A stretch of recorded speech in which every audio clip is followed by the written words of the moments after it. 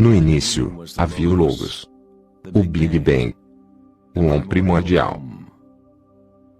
A teoria do Big Bang diz que o universo físico espiralou-se de um ponto inimaginável quente e denso chamado singularidade, bilhões de vezes menor que a cabeça de um alfinete.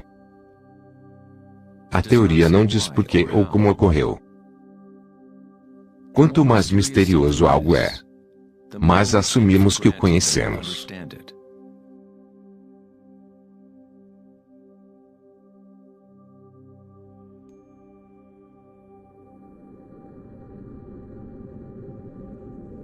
Acreditava-se que a gravidade eventualmente atrasaria sua expansão ou contrairia o universo numa grande compactação.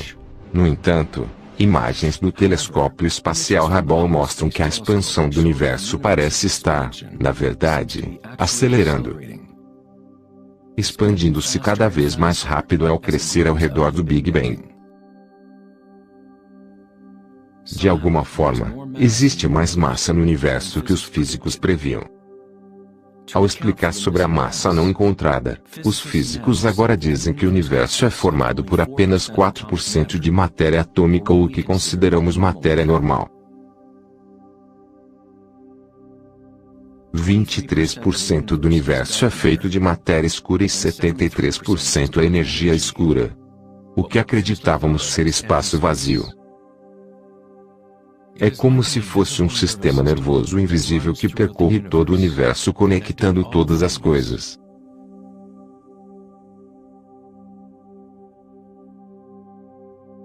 Os antigos mestres védicos ensinavam Vienada Brahma-universo e a vibração.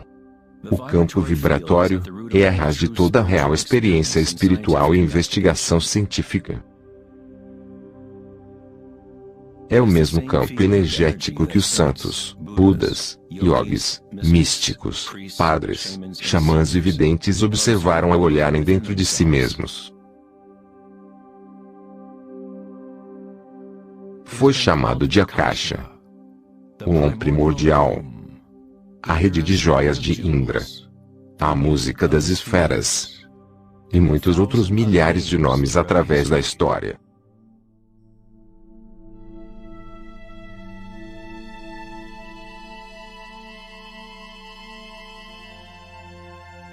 É a raiz comum de todas as religiões.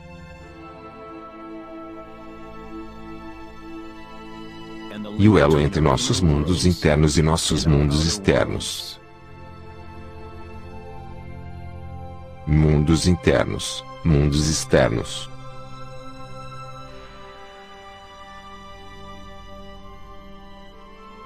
Parte 1. Akasha.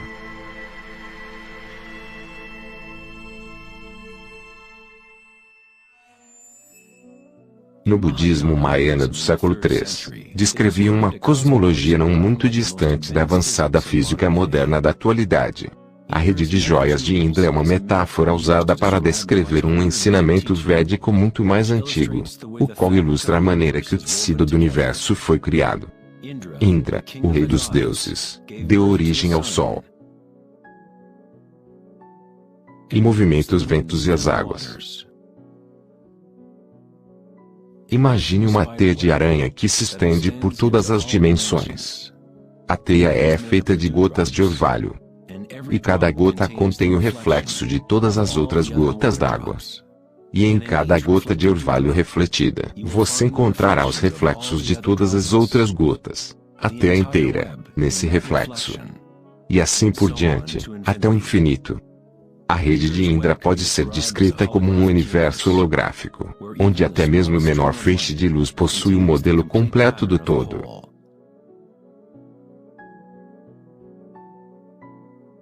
O cientista sérvio-americano, Nikola Tesla, é, às vezes, considerado o homem que inventou o século XX. Tesla foi responsável pela descoberta da corrente elétrica alternada e muitas outras criações que fazem parte de nossa vida diária atual. Devido a seu interesse pelas antigas tradições védicas, Tesla esteve em uma posição única, ao compreender a ciência através dos modelos oriental e ocidental. Como todos os grandes cientistas, Tesla observou intensamente os mistérios do mundo externo, mas também buscou intensamente dentro de si mesmo. Como os antigos yogis, Tesla usou o termo caixa para descrever a impressão etérea que se estende através de todas as coisas. Tesla estudou com Swami Vivekananda, um yogi que trouxe os antigos ensinamentos da Índia ao Ocidente. Nos ensinamentos védicos, a caixa é o próprio espaço, o espaço que os outros elementos preenchem, que existe simultaneamente com a vibração. Ambos são inseparáveis. A caixa é Yin, o prana é Yang.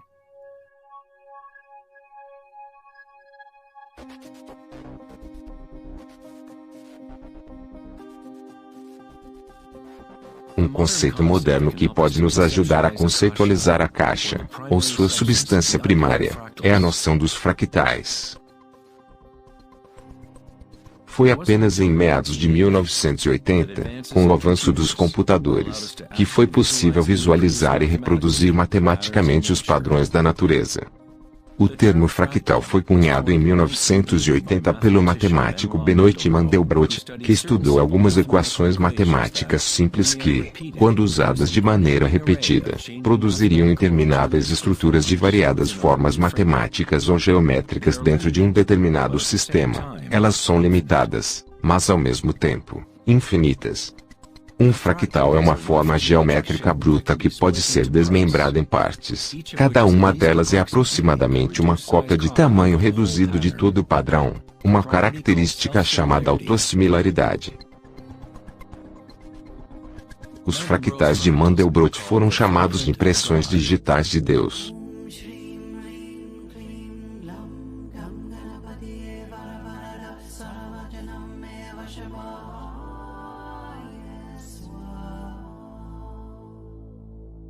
Você está olhando para uma pintura gerada pela própria natureza. Se você girar a figura de Mandelbrot de certa maneira, ela aparecerá como uma deidade hindu ou como um Buda. Essa figura foi nomeada como a figura de Buda Brot.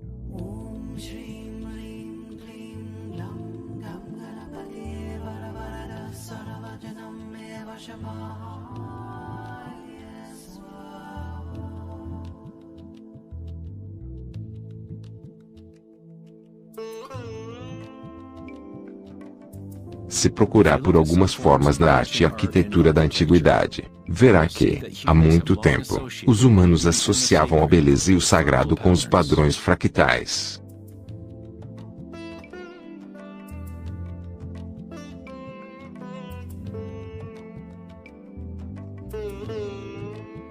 Infinitamente complexos, ainda assim, cada parte possui a semente para recriar o todo.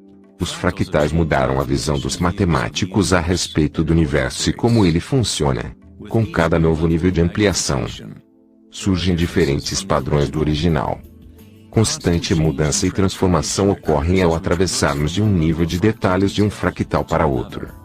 Essa transformação é a espiral cósmica, a inteligência incrustada na matriz do espaço-tempo.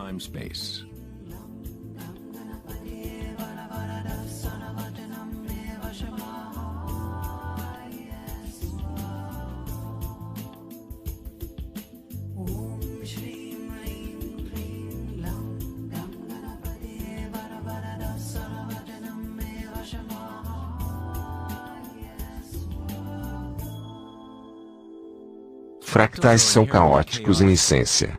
Um emaranhado de formas e ordem.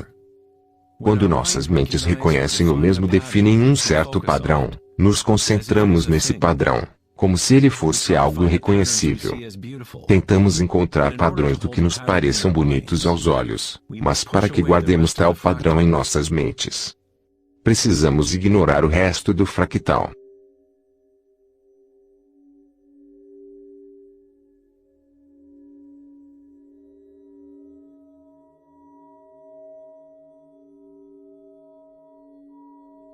Para que possamos compreender um fractal com nossos sentidos, é preciso limitar seu movimento. Toda a energia presente no universo é neutra, atemporal, sem dimensões. Nossa própria criatividade e capacidade de reconhecimento de padrões são um elo entre o microcosmo e o macrocosmo. o mundo atemporal das ondas e o mundo sólido das coisas.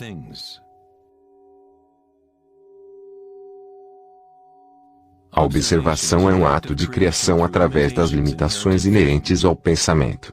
Criamos a ilusão de solidez das coisas ao rotulá-las, ao dar nome a elas.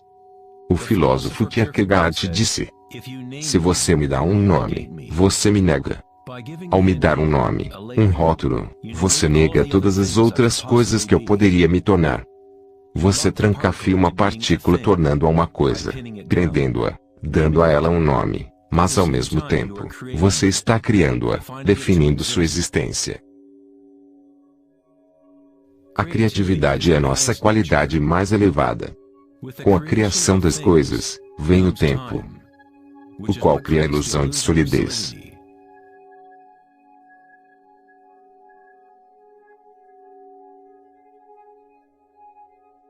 Einstein foi o primeiro cientista a perceber que o que os outros pensavam ser espaço vazio não é o nada. Esse espaço tem suas propriedades e, intrínseco à natureza do espaço, esse espaço possui uma incalculável quantidade de energia. Certa vez, o renomado físico Richard Feynman disse: existe energia suficiente num único centímetro cúbico de vácuo para ferver todos os oceanos no mundo.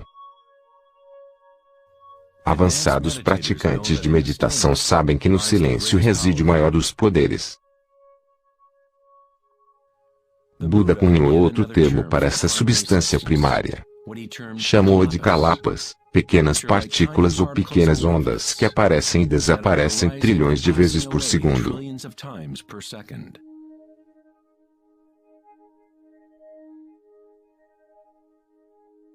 A realidade é, de certa forma, como uma série de quadros numa câmera holográfica, movendo-se rapidamente, criando a ilusão de continuidade. Quando a consciência permanece completamente imóvel, a ilusão é compreendida, pois é a própria consciência que gera a ilusão.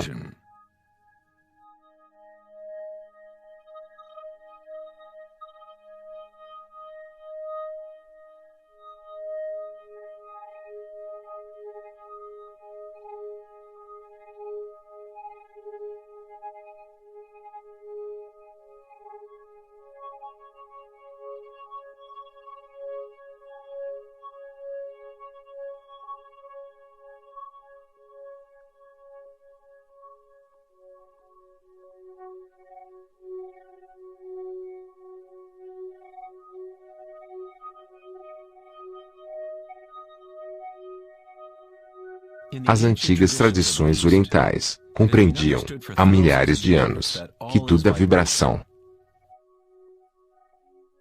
Nada Brahma. O universo é som. A palavra nada significa som ou vibração e Brahma é o nome de Deus. Brahma, simultaneamente é o universo e é o Criador. O artista e sua arte são inseparáveis. No Upanishad, um dos mais antigos registros do ser humano na Índia antiga, está escrito: Brahma, o Criador, sentado em sua flor de lótus, abre seus olhos e o mundo vem a existir. Brahma fecha seus olhos, e o mundo deixa de existir. Místicos da antiguidade, yogis e videntes sustentaram a ideia de que existe um campo no nível base da consciência. O campo akáshico ou os registros acásicos, onde toda a informação, toda a experiência, do passado, presente e futuro, existem agora e sempre. É desse campo matriz que todas as coisas surgem. Desde as partículas subatômicas até as galáxias, estrelas, planetas e toda a vida.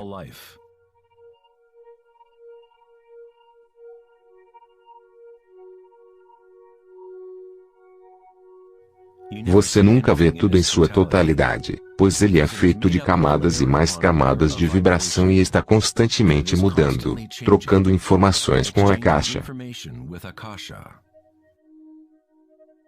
Uma árvore bebe do sol, do ar, da chuva, da terra. Um mundo de energia move-se para dentro e para fora dessa coisa que chamamos de árvore. Quando a mente pensante se acalma, então você vê a realidade como ela é. Todos os aspectos reunidos. A árvore e o céu e a terra, a chuva e as estrelas não estão separadas. A vida e a morte, o eu e o outro não estão separados. Assim como a montanha e o vale são inseparáveis. Na tradição indígena americana e em outras tradições indígenas, é dito que todas as coisas possuem um espírito, o que é uma outra forma de dizer que tudo está conectado à fonte vibratória original. Existe uma consciência, um campo, uma força que se move através de tudo. Este campo não está ocorrendo a seu redor, está ocorrendo através de você. Acontece como você. Você é o eu, no universo. Você é os olhos através dos quais a criação vê a si mesma. Quando acorda de um sonho, compreende que tudo no sonho era você. Você estava criando-o. Não é diferente no que chamamos de vida real. Cada um e cada pessoa é você. A consciência una é observando através de todos os olhos. Debaixo de cada pedra.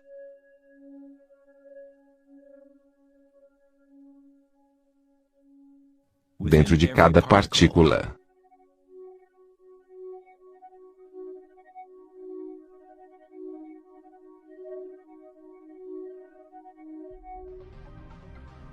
Pesquisadores internacionais na CERN, o Laboratório Europeu de Física de Partículas, estão em busca desse campo que se estende por todas as coisas. Mas ao invés de procurar internamente, estão procurando no mundo físico externo. Pesquisadores no laboratório da CERN, na Genebra, Suíça, anunciaram que encontraram o bóson de Higgs, ou a partícula de Deus. Os experimentos do bóson de Higgs provam cientificamente que um campo de energia visível preenche o vácuo do espaço. O grande colisor de hadrons da CERN é um anel com mais de 27 quilômetros de circunferência, no qual dois raios de partículas correm em direções opostas, convergindo e colidindo um com o outro, quase na velocidade da luz. Os cientistas observam o que ocorre após as violentas colisões. O modelo padrão atual não consegue explicar como as partículas conseguem sua massa. Tudo parece ser feito de vibração, mas não há algo sendo vibrado. É como se houvesse uma dançarina invisível. Uma sombra dançando, escondida no balé do universo. Todos os outros dançarinos sempre dançaram ao redor dessa dançarina escondida. Observamos a coreografia da dança, mas até agora, não conseguimos ver essa dançarina.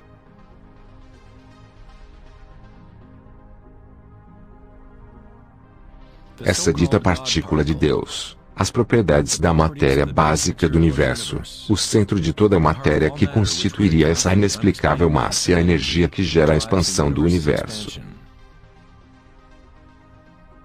Longe de explicar a natureza do universo, a descoberta do bóson de Higgs simplesmente apresenta um mistério ainda maior, revelando um universo que é muito mais misterioso do que chegamos a imaginar.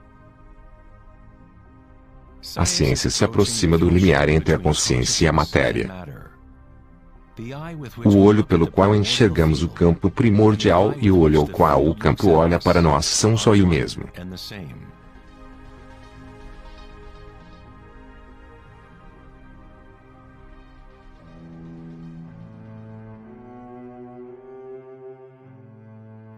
O célebre escritor alemão Wolfgang von Goethe disse: a onda é o fenômeno primordial que deu origem ao mundo.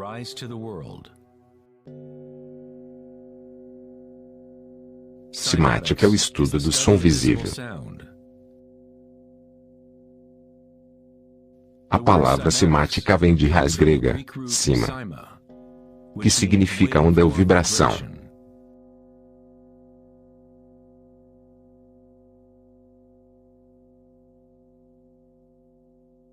Um dos primeiros cientistas ocidentais a estudar com seriedade o fenômeno da onda foi Ernest Chladni, um músico e físico alemão que viveu no século XVIII.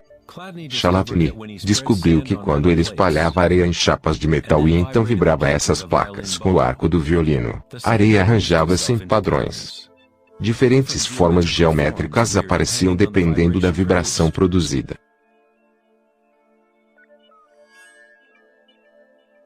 Chladni registrou todo um catálogo dessas formas e essas formas são conhecidas como as figuras de Chladni. Muitos desses padrões podem ser encontrados por toda a natureza, como, por exemplo, as marcas do casco de uma tartaruga ou o padrão de pintas de um leopardo.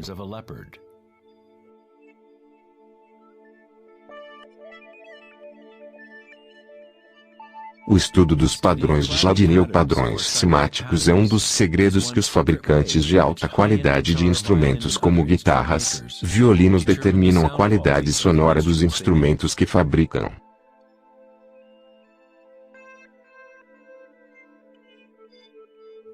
Hans Jani expandiu o trabalho de Chladni na década de 1960 usando vários fluidos e amplificação eletrônica para gerar frequências sonoras e cunhou o termo simática.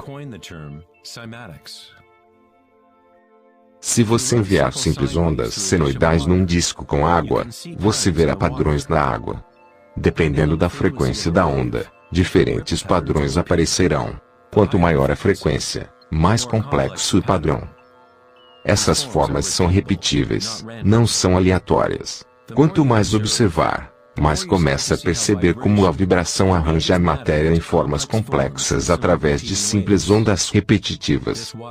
Essa vibração na água tem um padrão parecido com o do girassol.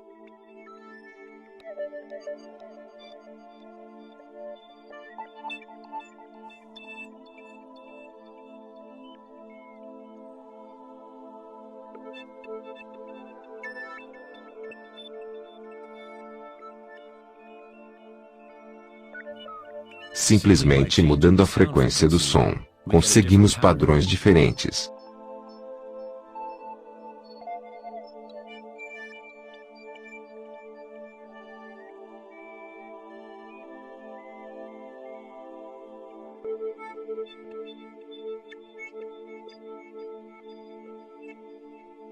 A água é uma substância deveras misteriosa. Ela é altamente imprimível. Quer dizer, possui grande receptividade à vibração.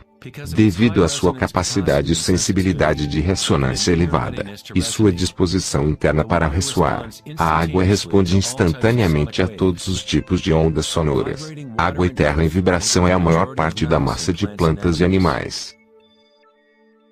É facilmente observável como uma simples vibração na água consegue criar padrões naturais reconhecíveis, mas ao adicionarmos sólidos e aumentarmos a amplitude, as coisas começam a ficar cada vez mais interessantes. Ao adicionarmos maisena, conseguimos um fenômeno bem mais complexo.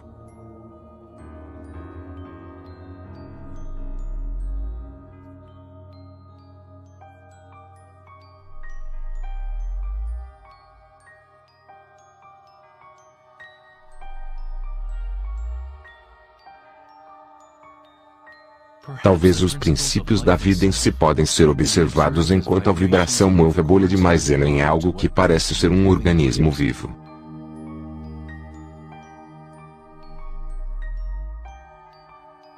O princípio que anima o universo é descrito na maioria das religiões usando palavras que refletem a compreensão daquele período na história.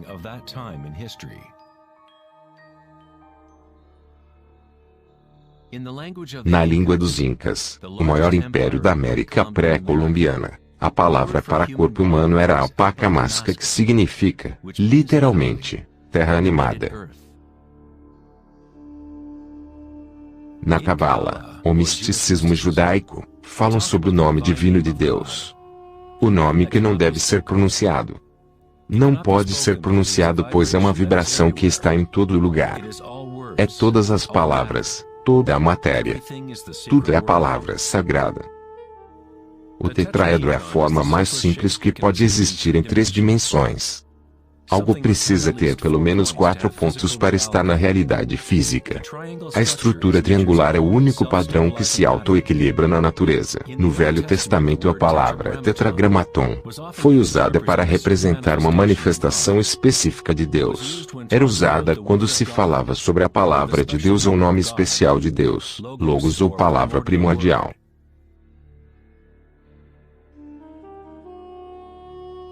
As civilizações antigas sabiam que a estrutura base do universo era a forma do tetraedro.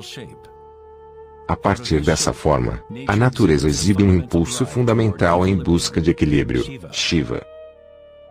Embora, ao mesmo tempo, demonstra um impulso fundamental em busca da mudança, Shakti. Na Bíblia, o Evangelho de João, encontramos, no princípio era o Verbo. Mas no texto original, o termo usado era logos. O filósofo grego Heráclito, que viveu cerca de 500 anos antes de Cristo, se referiu ao logos como algo fundamentalmente incognoscível, a origem de toda repetição, padrão e forma. Os estoicos filósofos que seguiram os ensinamentos de Heráclito identificaram o termo com o princípio inspirador divino que impregna o universo.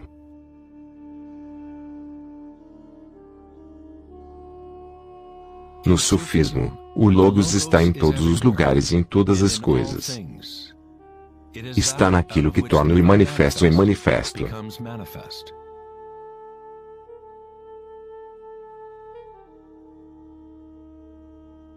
Na tradição hindu, Shiva Nataraja literalmente quer dizer Senhor da Dança.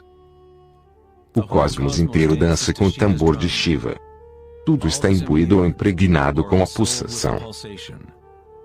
Somente enquanto Shiva continuar dançando, o mundo poderá continuar a evoluir e mudar, caso contrário ele desmoronará em direção ao nada. Enquanto Shiva representa nossa consciência desperta, Shakti é a substância ou as coisas do mundo. Enquanto Shiva se põe em meditação, Shakti incita-o a se mexer, a trazê-lo à dança. Como Yin e o Yang, o dançarino e a dança existem como um só. Logos também significa verdade desvelada. Aquele que conhece o Logos, conhece a verdade. Existem muitas camadas de encobrimento no mundo humano, pois a caixa tem gerado suas complexas estruturas ocultando a fonte de si mesma. Como um divino jogo de esconde-esconde.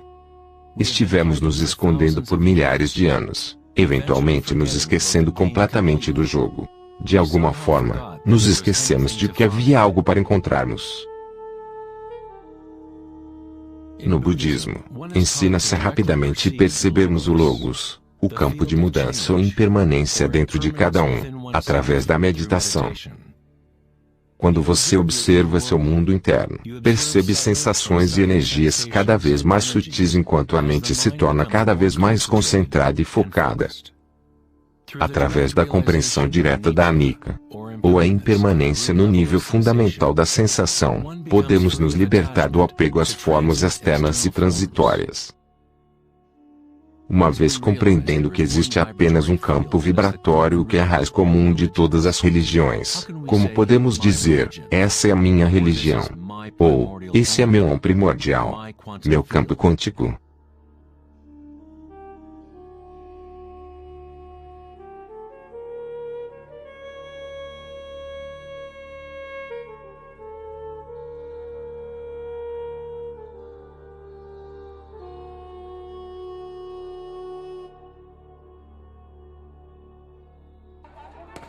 A real crise em nosso mundo não é a crise social, política ou econômica. Nossa crise é uma crise de consciência. Uma incapacidade de experimentarmos diretamente nossa verdadeira natureza. Uma incapacidade de reconhecer essa natureza em todos e em todas as coisas.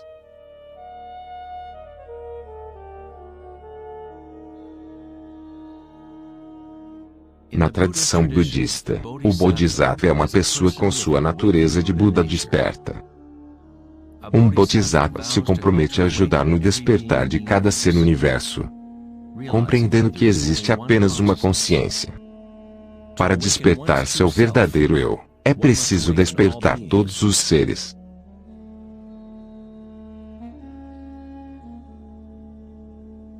Existem incontáveis seres conscientes no universo. Me comprometo a ajudar a todos em seu despertar. Minhas imperfeições são inesgotáveis. Me comprometo a superá-las todas. O Dharma é incognoscível. Me comprometo a conhecê-lo. O caminho do despertar é inalcançável. Eu me comprometo a alcançá-lo.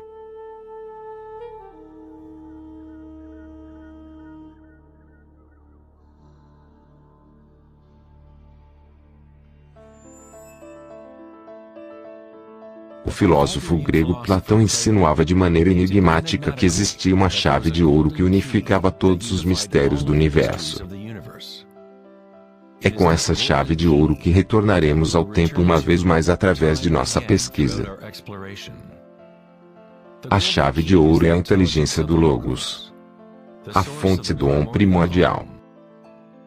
Podemos dizer que é a mente de Deus.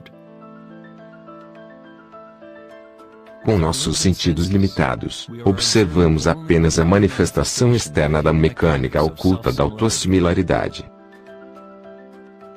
A fonte dessa simetria divina é o maior mistério de nossa existência.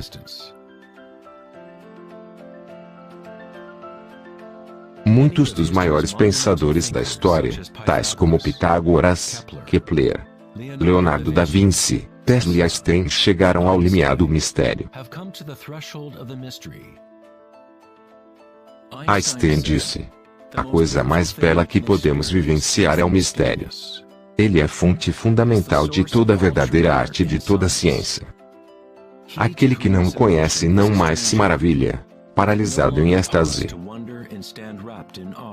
É como se estivesse morto. Seus olhos estão fechados. Posicionamos como uma pequena criança, entrando numa grande biblioteca repleta de livros, escritos nas mais variadas línguas. A criança sabe que alguém deve ter escrito todos esses livros. Só não sabe como, não entende as línguas em que foram escritas. A criança brevemente suspeita que exista uma misteriosa ordem na disposição dos livros, mas não sabe qual é.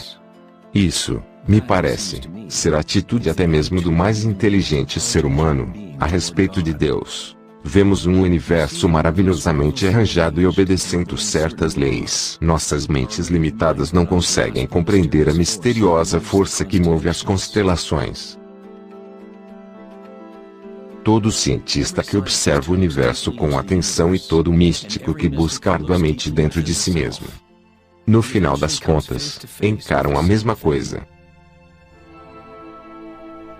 A espiral primordial.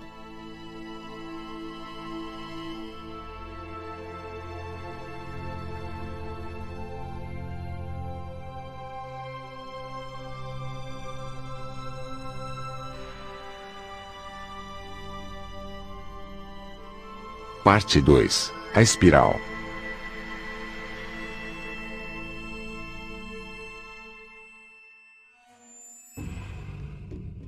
Mil anos antes da criação do antigo observatório em Stonehenge, a espiral era um símbolo predominante na Terra. Antigas espirais podem ser encontradas por todas as partes do globo. Milhares de antigas espirais como essas podem ser encontradas por toda a Europa, na América do Norte, no Novo México, em Utah, Austrália, China e Rússia. Virtualmente em todas as culturas indígenas na Terra. As antigas espirais simbolizavam crescimento, expansão e energia cósmica, encarnada no Sol e nos céus. A forma espiral refletia o macrocosmos do próprio universo revelando-se. Nas tradições indígenas, a espiral era a fonte energética, a mãe primordial. As espirais neolíticas em Newgrange, Irlanda remontam a 5.000 anos.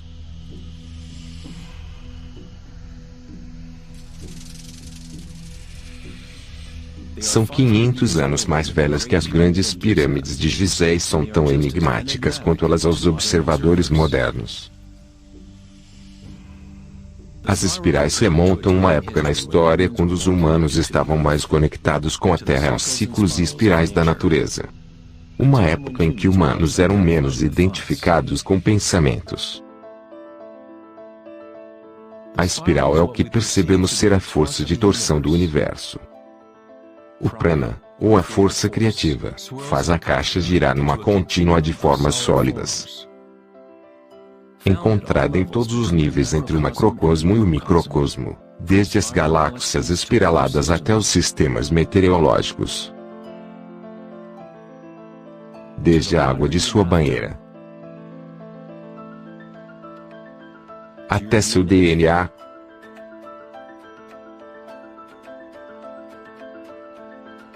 Até a experiência direta de sua própria energia.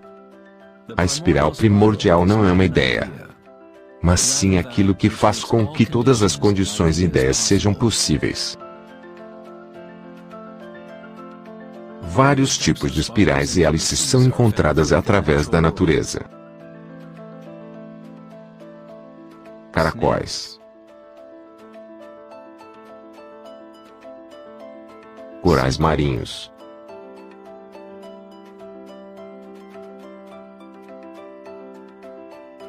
teias de aranha,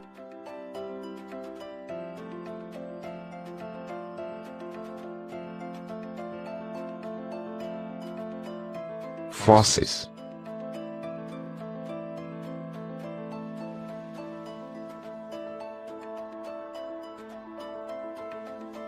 a cauda do cavalo marinho,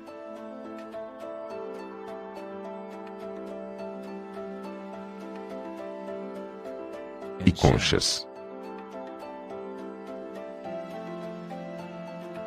Muitas das espirais presentes na natureza são observadas como sendo espirais logarítmicas ou espirais em crescimento. À medida que se avança de seu centro, as divisões da espiral se tornam exponencialmente maiores.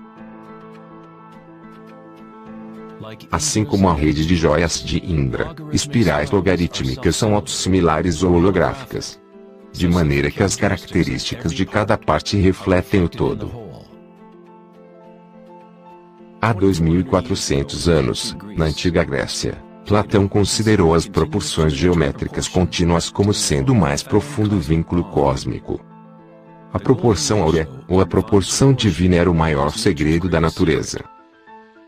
A proporção áurea pode ser expressada como a relação de A mais B para A é igual à relação de A e B. Para Platão, a alma do mundo se vincula numa única ressonância harmônica. A mesma forma de pentágono encontrada numa estrela do mar, ou numa fatia de um quiabo, pode ser vista no caminho do planeta Vênus traçado no céu da noite, num período de 8 anos.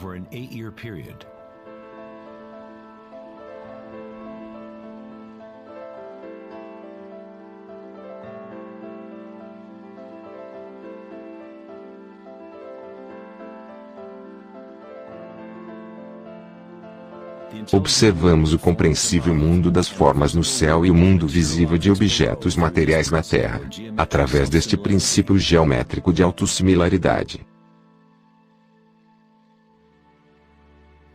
Desde o padrão espiral autossimilado do brócoli romanesco, até os braços das galáxias, as espirais logarítmicas são padrões onipresentes e arquetípicos. Nossa própria Via Láctea possui muitos braços espirais que são espirais logarítmicas inclinadas em torno de 12 graus. Quanto maior a inclinação da espiral, mais compactos são os giros. Quando observamos um vídeo acelerado de uma planta crescendo, testemunhamos sua dança com a espiral da vida.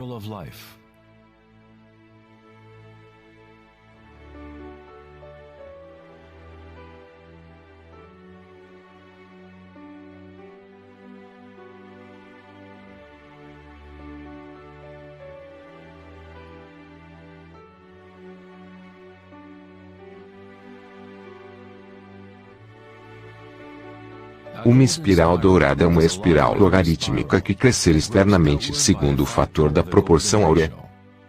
A proporção áurea é uma relação matemática especial que aparece inúmeras vezes na natureza.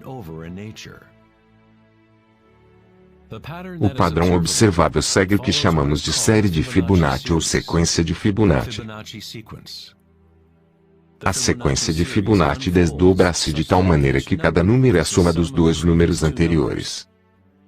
O matemático e astrônomo alemão Kepler descobriu que padrões espirais autossimilares são facilmente encontrados no formato em que as folhas se arranjam no caule das plantas, ou mesmo numa pequena flor e no arranjo de pétalas das flores.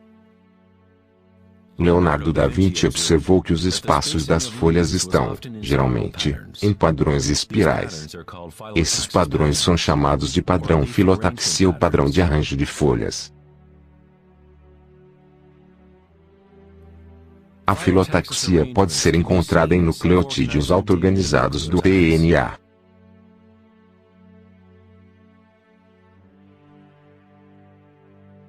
E em tudo desde a família das árvores e reprodução de coelhos, até em pinhas, cactos, num floco de neve e até em simples organismos como as diatomáceas. As diatomáceas são um dos tipos mais comuns de fitoplânctons, organismos unicelulares que servem de alimento para inúmeras espécies em toda a cadeia alimentar.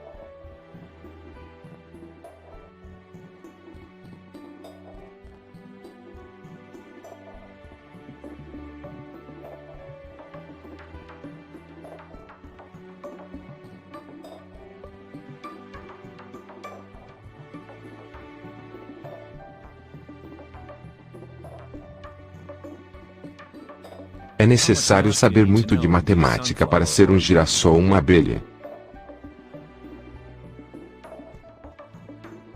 A natureza não consulta o departamento de física para fazer um brócoli crescer. A estruturação na natureza acontece automaticamente. Cientistas no campo da nanotecnologia usam o termo automontagem para descrever como os complexos são formados, como da fase inicial em forma hexagonal da formação do DNA. Na engenharia da nanotecnologia, nanotubos de carbono são arranjados de maneira semelhante a desses materiais. A natureza faz uso desse tipo de geometria repetidamente, sem qualquer esforço. Automaticamente. Sem fazer uso de calculadora, a natureza é precisa e extremamente eficiente, segundo o famoso arquiteto e autor Buckminster Fuller. Esses padrões são uma função do tempo e espaço. O DNA e o favo de mel possuem tal forma pelo mesmo motivo da bolha de sabão ser redonda. É o formato mais eficiente que requer a menor quantidade de energia necessária. O espaço em si tem forma e permite apenas algumas configurações para a matéria, sempre padronizando aquele mais eficiente. Esses padrões são a forma mais forte e eficiente para construirmos estruturas arquitetônicas, assim como as cúpulas geodésicas. Biosfera de Buckminster Fuller, Montreal, Canadá.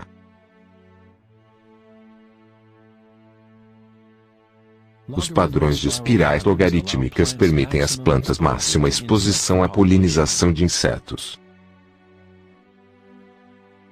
Exposição máxima aos raios solares e à chuva permitem que elas espiralem água até suas raízes da maneira mais eficiente possível.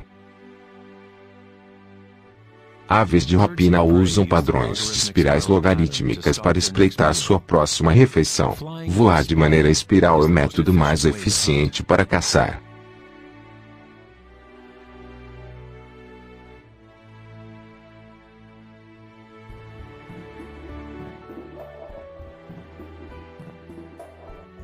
A habilidade de se ver a espiral da vida dançando a caixa na forma material tem a ver com a habilidade de se reconhecer a beleza e a simetria na natureza.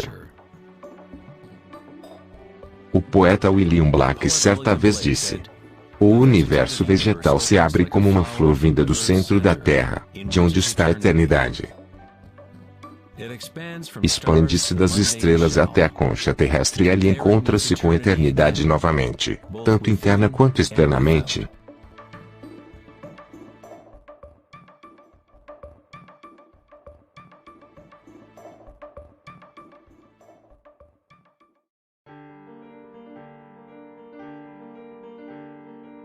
O estudo de padrões na natureza não é algo muito comum no Ocidente. Mas na China antiga, essa ciência era conhecida como Li. Li reflete a ordem dinâmica e os padrões na natureza.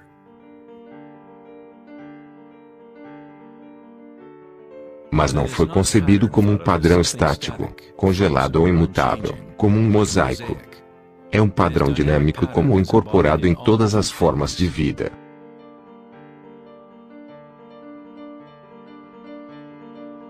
As artérias das folhas, as marcas de uma tartaruga e os padrões vinosos em rochas são todas expressões da linguagem secreta da natureza e da arte. O labirinto é um dos muitos padrões de Li. É encontrado nas estruturas de corais, em cogumelos como o morel, repolhos e no cérebro humano. A estrutura celular é outro padrão comum na natureza. Existe uma miríade de diferentes estruturas celulares, mas todas possuem uma ordem similar, definida por seu propósito e função.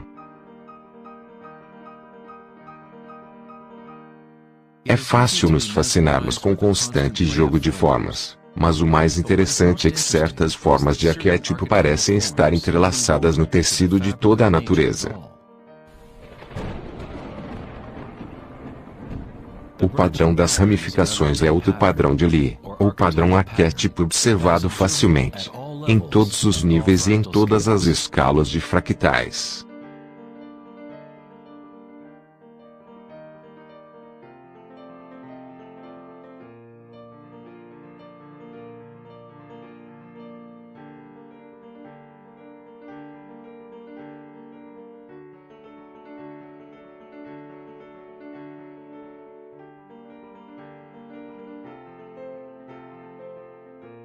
Como exemplo, peguei essa incrível imagem, gerada por simulação de um supercomputador conhecido como Millennium Room, mostrando a distribuição da matéria escura em nosso universo local.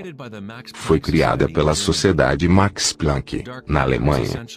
A matéria escura é, basicamente, o que achávamos ser espaço vazio. É como um sistema nervoso invisível que percorre todo o universo.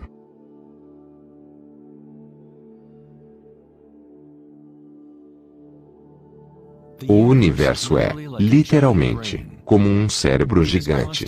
Está constantemente pensando, usando um tipo de energia escura ou oculta a qual a ciência está apenas começando a compreender. Através dessa imensa rede, uma quantidade inacreditável de energia se move proporcionando o impulso para a expansão e o crescimento do universo.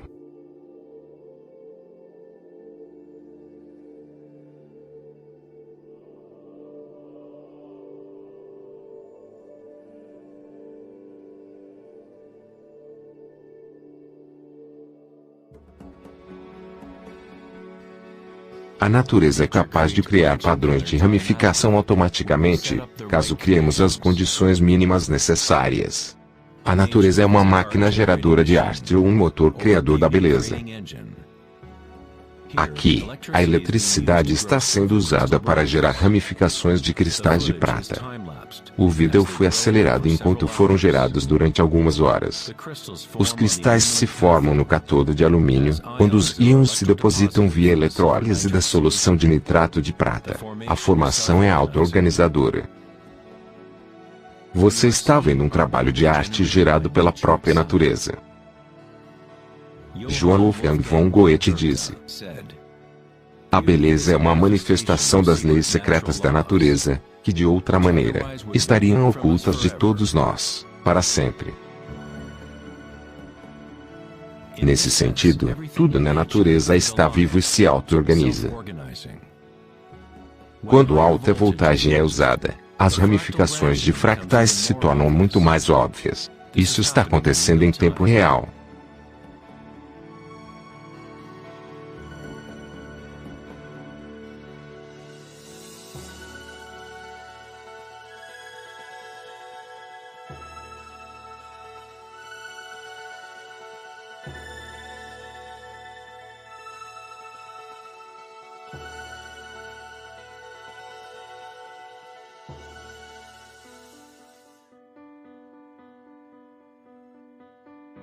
No corpo humano, estruturas e padrões parecidos com árvores são encontrados por toda parte. Temos, é claro, o sistema nervoso que a medicina ocidental conhece bem. Mas nas medicinas chinesa, ayurvédica e tibetana, os meridianos de energia são componentes essenciais para a compreensão de como o corpo funciona. Os nadis, ou os meridianos de energia, formam estruturas parecidas com árvores. Uma autópsia não revelará os chakras ou os nadis, mas isso não significa que não existam. É preciso refinarmos as ferramentas que usamos para podermos enxergar. Precisamos primeiro aprender a quietar nossa própria mente. Somente assim poderemos observar essas coisas. Primeiro dentro de nós mesmos, na teoria elétrica.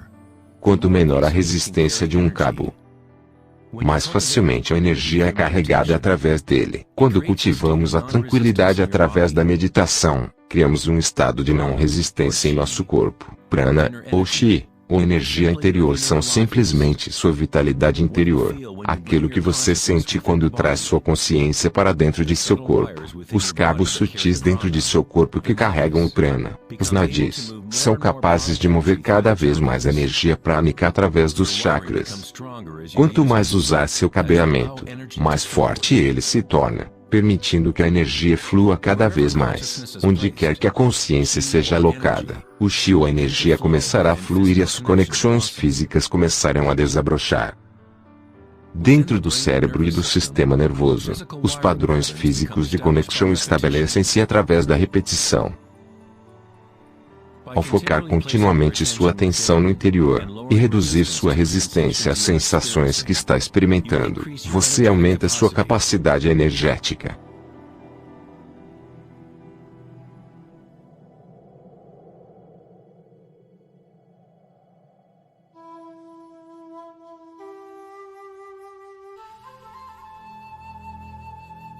No taoísmo, o símbolo do Yin Yang representa a interpenetração das forças espirais da natureza. O Yin e Yang não são dois, e não são um. O antigo conceito do Ara é representado por um Yin Yang, o redemoinho em espiral. É a força central localizada no abdômen, logo abaixo do umbigo. Ara significa literalmente, mar ou oceano de energia. Na China, o Ara é chamado de Dantian inferior. Nas várias formas das artes marciais asiáticas, o guerreiro com um Ara forte é considerado impossível de ser parado. Na tradição samurai, uma das formas de suicídio ritual, ou seppuku era o Harakiri, frequentemente pronunciado erroneamente de Airi-Kairi. Seu significado é empalar seu próprio Ara, cortando assim seu canal de energia ou Chi.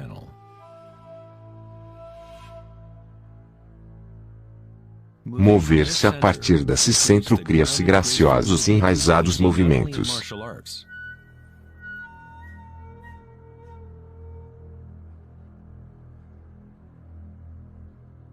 Que não vemos apenas nas artes marciais, mas também em grandes jogadores de golfe. Dançarinas do ventre.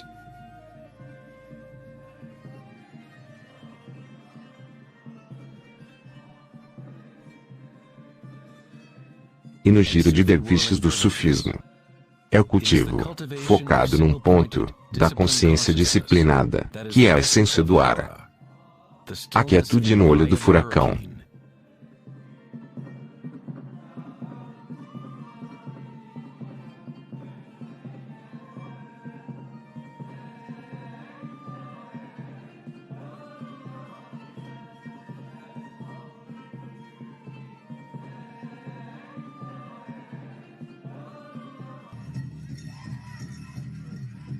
É o instinto de nossas entranhas conectando-se com nossa própria fonte de energia. Uma pessoa com um bom Ara está conectada com a Terra, e com a sabedoria intuitiva que conecta a todos os seres. Pensar com seu próprio ventre, ou Ara de Kanganozai, é conectar-se com sua própria sabedoria interior.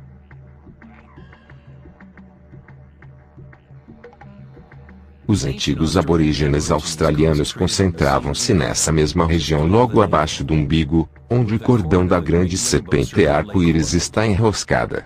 Uma vez mais, uma representação da energia evolutiva na humanidade. Não é uma mera casualidade que seja justamente no ar onde uma nova vida começa.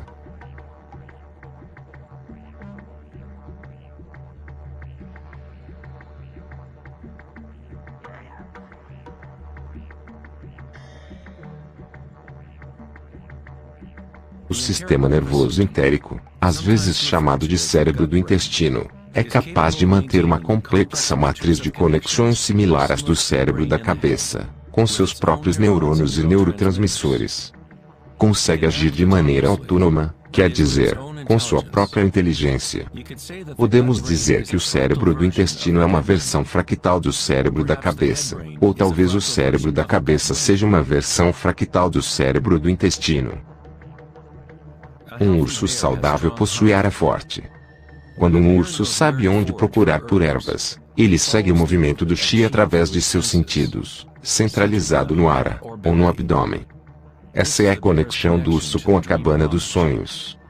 O lugar de onde vem todo o conhecimento, nas tradições indígenas, e retorna à espiral da vida. Mas como os povos antigos sabiam a respeito da espiral se a ciência moderna está apenas começando a reconhecer sua importância?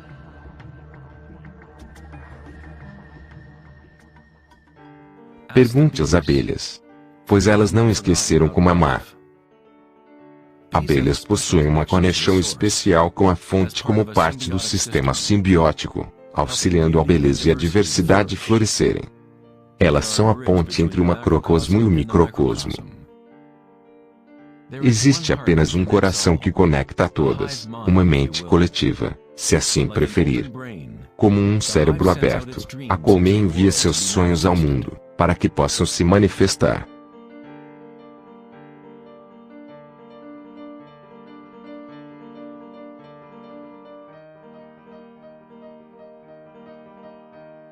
Na natureza, muitas criaturas sabem como agir em uníssono, movimentarem-se como um só espírito, numa única direção.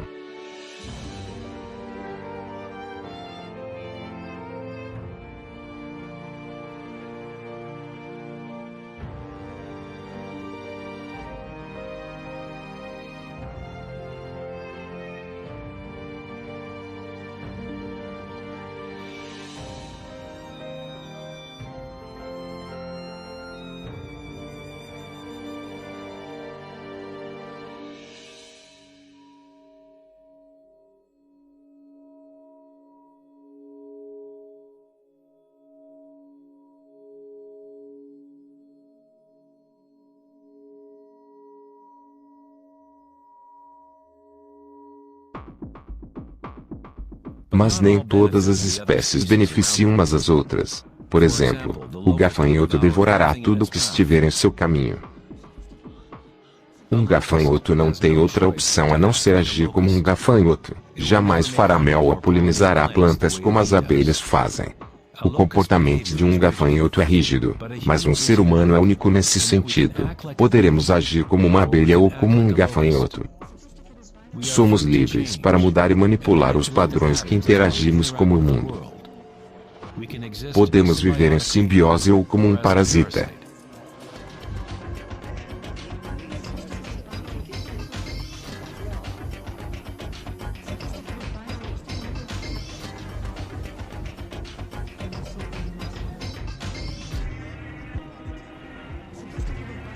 Atualmente, os humanos tentam compreender a espiral com a mente racional.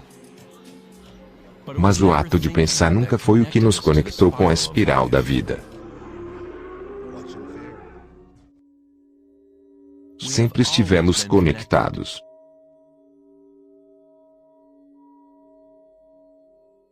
O pensamento foi o que nos tem mantido na ilusão da separação, dentro de nossas próprias identidades. O pensamento é a criação da separação. A experiência da limitação. Quanto mais nos alinhamos com o pensamento, mais nos distanciamos da fonte. As culturas antigas menos alinhadas com o pensamento, se alinhavam com a espiral de maneira mais direta e pessoal do que fazemos hoje em dia. Na Índia antiga, a Kundalini é a representação de nossa própria energia interior, a qual se move ao longo da coluna vertebral num padrão de serpente ou hélice. Nas antigas tradições yogis da Índia, os mundos internos das pessoas daquela época se comparavam aos das culturas alinhadas com o Ara. Equilibrar a força da espiral com a quietude de observar sua própria consciência e alinhar-se com seu pleno potencial evolutivo. É florescer como um ser único e multifacetado ao qual você foi projetado para ser. Ida, o canal feminino ou canal lunar está conectado com o lado direito do cérebro e Pingala, o canal masculino ou canal solar está conectado com o lado esquerdo do cérebro. Quando estes canais estão equilibrados, a energia flui até um terceiro canal, Sushumna, no centro da coluna vertebral, energizando os chakras e desbloqueando nosso pleno potencial evolutivo. A palavra chakra é uma antiga palavra em sânscrito que significa roda de energia. A Kundalini é nada mais que a espiral primordial que, como em uma dança, faz com que sua vida humana exista. É um tipo de energia diferente da que normalmente conhecemos. É como uma ponte da matéria bruta até as energias mais sutis. Você é essa ponte. A Kundalini não é uma energia que pode ser forçada pela vontade, esforço e fricção. É similar a cultivarmos uma flor. Tudo o que podemos fazer como bons jardineiros é preparar o solo e as condições adequadas, e permitir que a natureza tome seu rumo. Se você forçar uma flor a florescer prematuramente, você a destruirá. Ela cresce com sua própria inteligência, com sua própria direção de auto-organização. A mentalidade egóica que foca no mundo exterior é o que impede você de experimentar sua verdadeira natureza vibratória interior. Quando a consciência é voltada para dentro, ela se assemelha aos raios do sol e a lótus interna começa a crescer.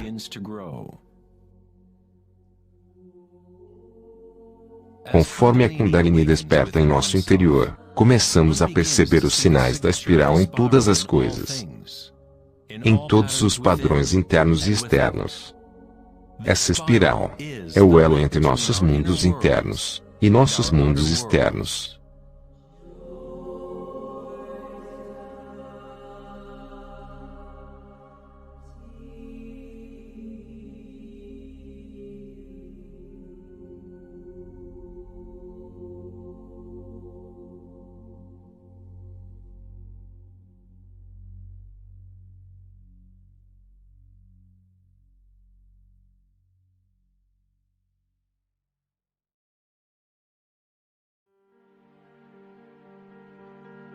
Muito antes do amanhecer da civilização ocidental e da linguagem escrita, a ciência e a espiritualidade não eram duas coisas separadas.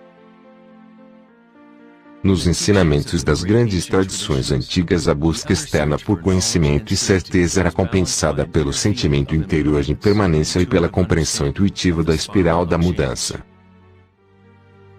À medida que o pensamento científico se tornou mais dominante e a informação se multiplicou, a fragmentação iniciou-se em nossos sistemas de conhecimento. O aumento de especializações fizeram com que poucas pessoas fossem capazes de ver o panorama geral, de sentirem e intuírem a estética do sistema como um todo. Ninguém perguntava: será que todo esse pensar é bom para nós?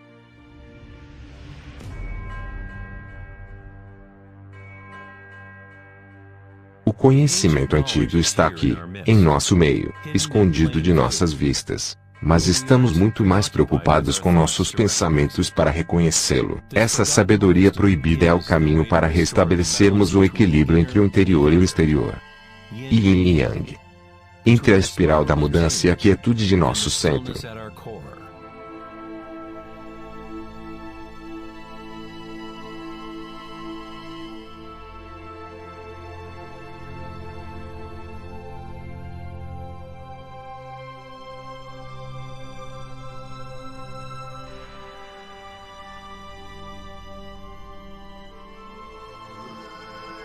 Parte 3. A serpente e a lótus.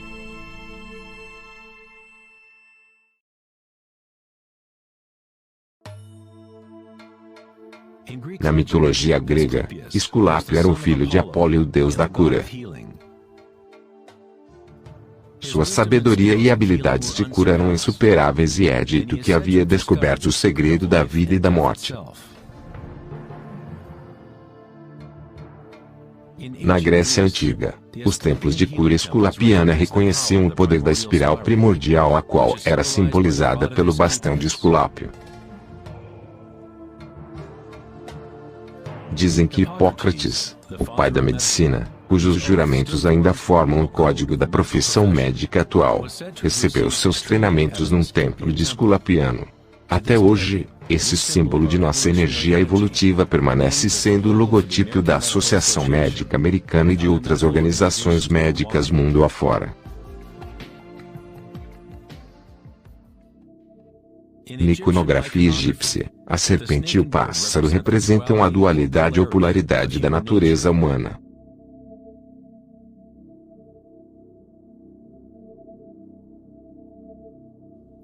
A serpente em direção descendente à espiral manifestada, a energia evolutiva do mundo.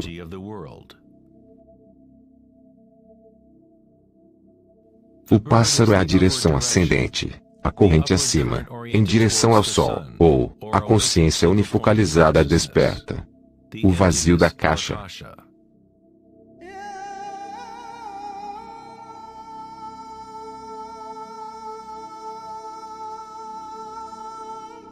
Faraós e deuses são representados com sua energia desperta, pois a serpente Kundalini acende a coluna vertebral e perfura o chakra Ajna, entre os olhos.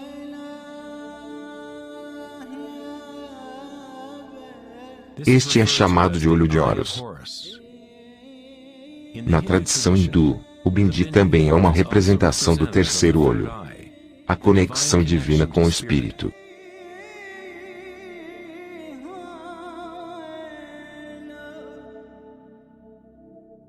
A máscara do rei Tutankhamon é um exemplo clássico que mostra o tema de aves e serpentes.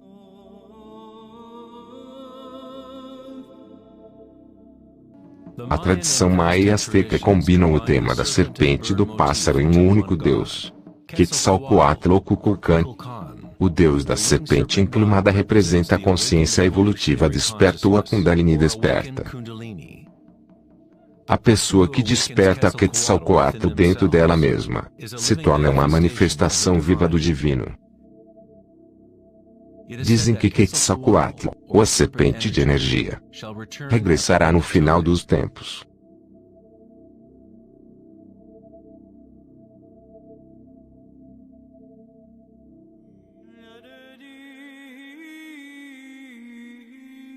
Os símbolos da serpente e do pássaro também são encontrados no cristianismo.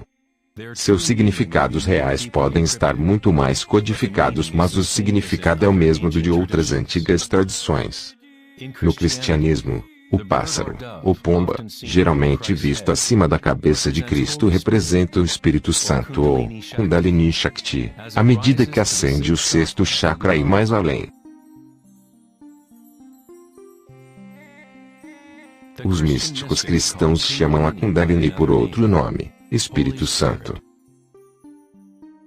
Em João capítulo 3, versículo 12 está escrito: E, como Moisés levantou a serpente no deserto, assim importa que o Filho do Homem seja levantado. Jesus e Moisés despertaram sua energia Kundalini, trazendo o despertar da consciência às forças inconscientes reptilianas que regem os desejos humanos. Dizem que Jesus permaneceu 40 dias e 40 noites no deserto, e durante esse período ele foi tentado por Satanás. Da mesma maneira, Buda foi tentado por Mara, enquanto estava sentado em busca da iluminação, abaixo da árvore Bodhi, ou árvore da sabedoria. Tanto Cristo quanto Buda tiveram de livrar-se da tentação dos prazeres sensoriais e apegos mundanos. Em ambas as histórias, o demônio é a personificação de seus próprios apegos.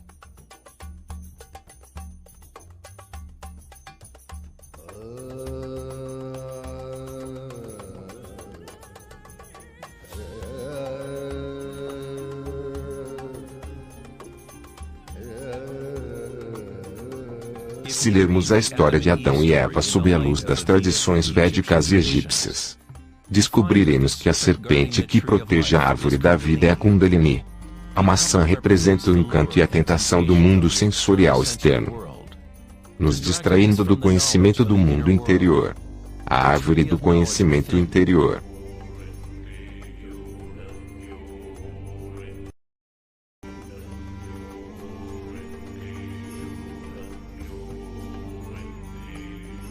A árvore é apenas a rede de nadis ou os meridianos de energia dentro de nós mesmos, os quais formam, literalmente, estruturas em forma de árvore por todo o nosso corpo. Em nossa busca egóica por gratificação externa, acabamos por nos segregar do conhecimento do mundo interior, nossa conexão com a caixa e com a fonte da sabedoria.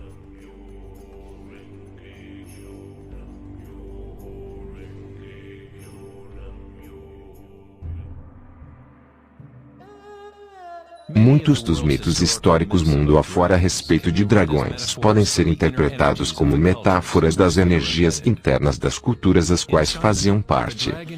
Na China, o dragão ainda é um símbolo sagrado que representa a felicidade. Assim como os faraós egípcios, os antigos imperadores chineses que despertaram suas energias evolutivas eram representados pela serpente alada ou dragão. O totem real do imperador de Jade ou imperador celestial exibe um equilíbrio similar ao de Ida e Pingala. O yin-yang do taoísmo, despertando o centro pineal, ou o que no taoísmo é chamado de Dantian superior.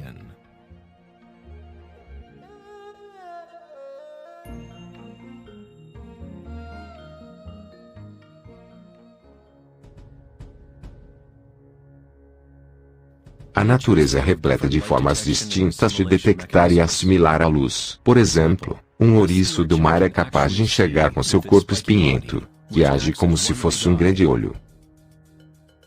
Ouriços do mar detectam a luz que incide em seus espinhos e comparam a intensidade dos raios para terem melhor noção de seus arredores.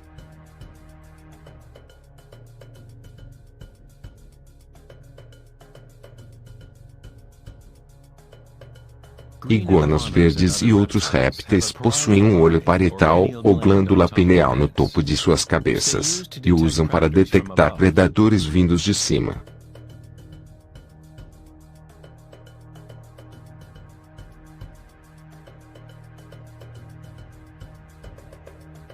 A glândula pineal humana é uma pequena glândula endócrina que ajuda a regular os padrões de sono e vigília. Mesmo ela estando profundamente alocada na cabeça, a glândula pineal é sensível à luz.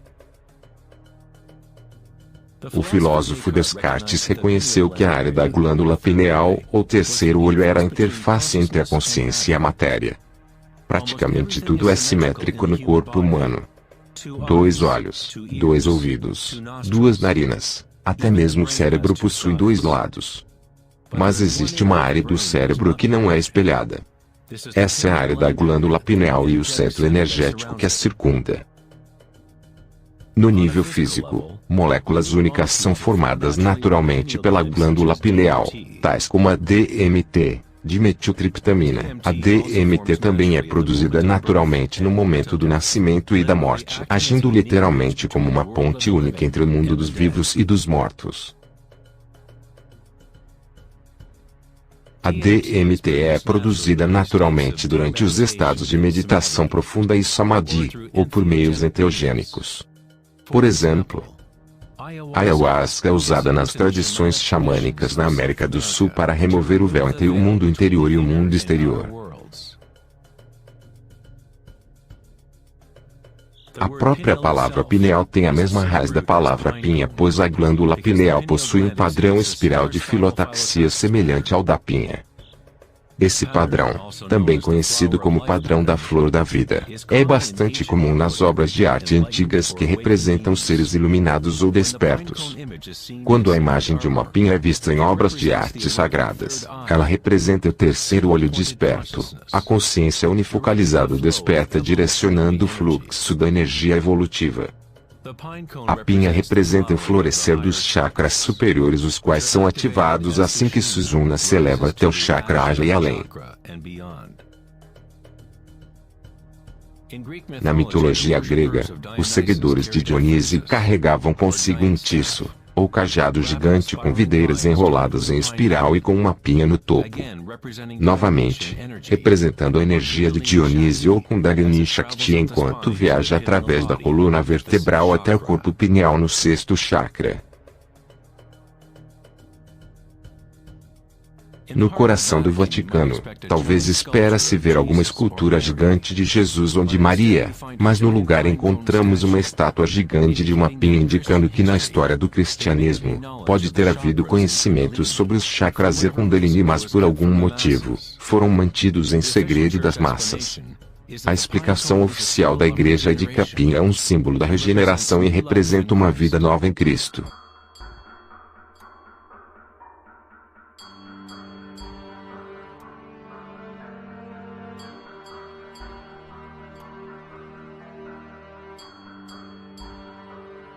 O filósofo e místico do século XIII, Mestre Eckhart, disse: "O olho com que vejo Deus e o olho com que Deus me vê é o mesmo." Na Bíblia, versão Rei James, Jesus diz: "A candeia do corpo são os olhos. Se os teus olhos forem bons, todo o teu corpo terá luz."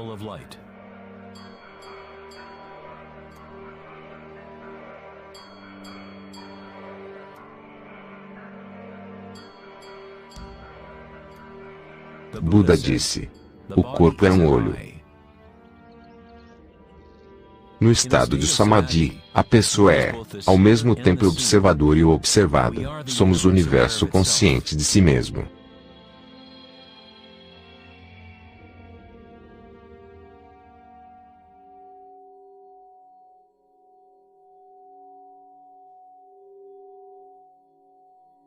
Quando a Kundalini é ativada, ela estimula o sexto chakra e o centro pineal e essa região começa a recuperar algumas de suas funções evolutivas.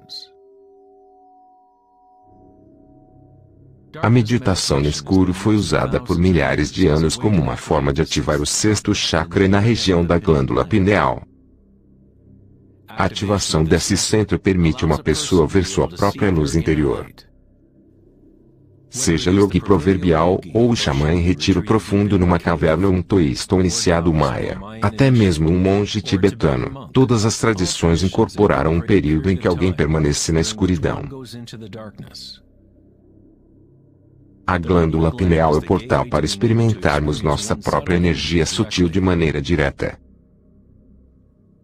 O filósofo Nietzsche disse: "Quando se olha muito tempo para um abismo, eventualmente descobrirá que o abismo olha para você de volta."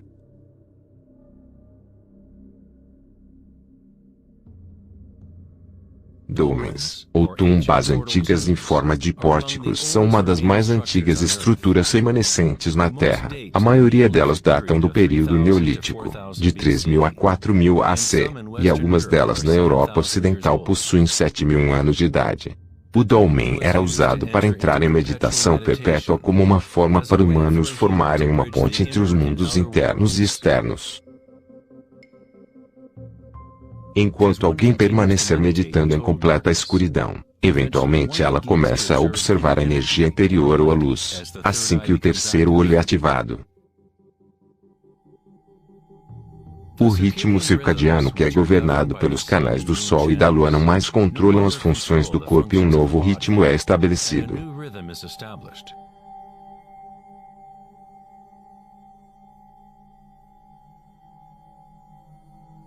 O sétimo chakra, há milhares de anos, tem sido representado pelo símbolo Om.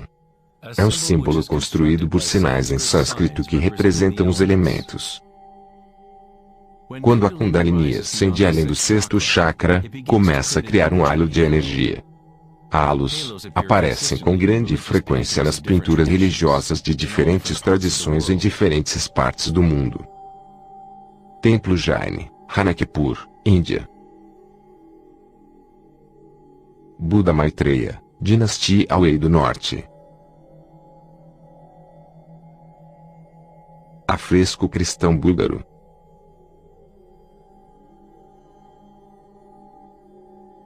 Lao Tse, Dinastia Zhou.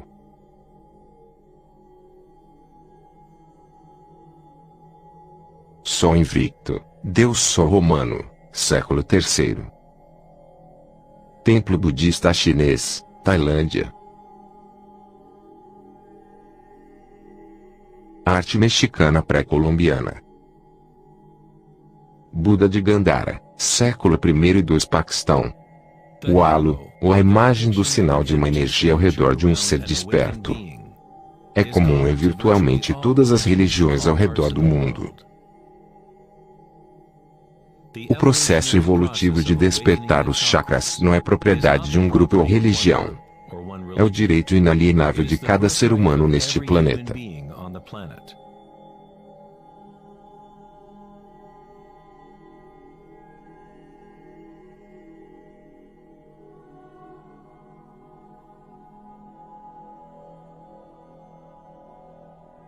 O chakra da coroa é a conexão com o divino. Aquilo que está além da dualidade. Além de nome e forma.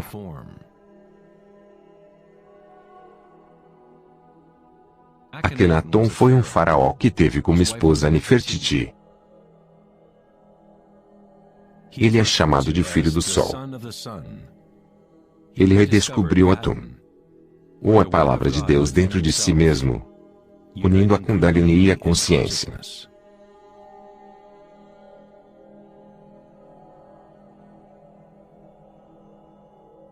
Na iconografia egípcia, mais uma vez a consciência desperta é representada pelo disco solar visto acima da cabeça de deuses ou seres despertos.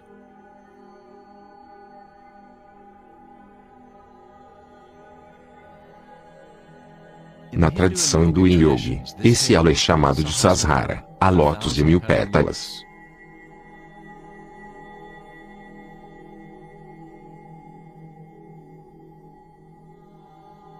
Buda é associado com o símbolo de uma lótus. O padrão de filotaxia é o mesmo padrão que pode ser encontrado numa lótus florescida.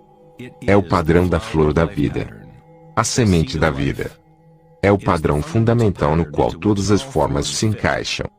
É, na verdade, a forma absoluta do próprio espaço ou uma qualidade inerente da caixa.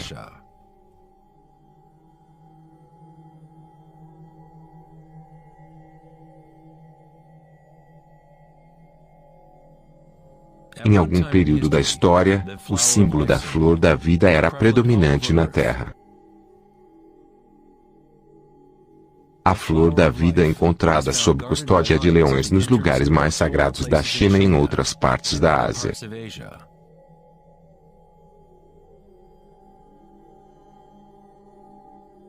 Os 64 hexagramas do I Ching, geralmente dispostos ao redor do símbolo do Yin Yang, são uma outra maneira de representar a flor da vida. Dentro da flor da vida está a base geométrica de todos os sólidos platônicos. Simplesmente todas as formas que podem existir. A antiga flor da vida começa com a geometria da estrela de Davi, ou os triângulos para cima e para baixo, ou ainda em 3D, as estruturas em forma de tetraedros. Esse símbolo é um yantra, um tipo de programa que existe dentro do universo. A máquina que está gerando nosso mundo fractal. Yantras têm sido usados durante milhares de anos como ferramentas para despertar a consciência. A forma visual de um yantra é a representação externa de um processo interno do desdobramento espiritual. E a música oculta do universo, tornada visível, composta de intersecções de formas geométricas e padrões de interferência.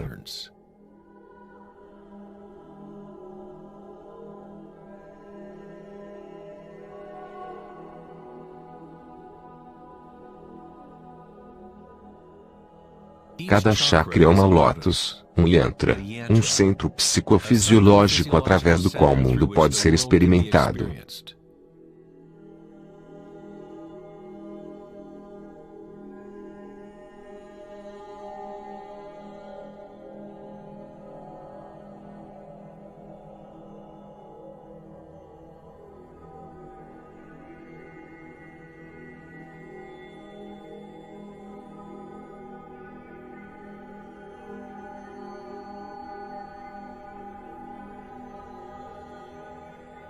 Um yantra tradicional, tal como os encontrados na tradição tibetana, possuem ricas camadas de significado, às vezes incorporando uma completa cosmologia e visão do mundo.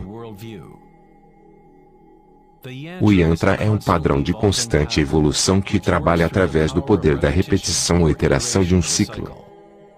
O poder do yantra está praticamente perdido no mundo atual, pois buscamos o significado apenas na forma exterior e não nos conectamos com nossas energias interiores através da intuição.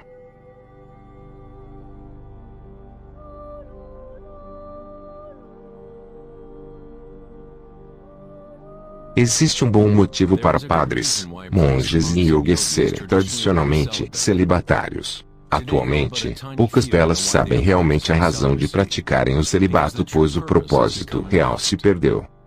Bem simples, se sua energia será consumida para a produção de esperma ou óvulos, seja qual for o caso, então não terá força suficiente para elevar a Kundalini, qual ativa os chakras superiores. A Kundalini é a energia vital, que também é a energia sexual.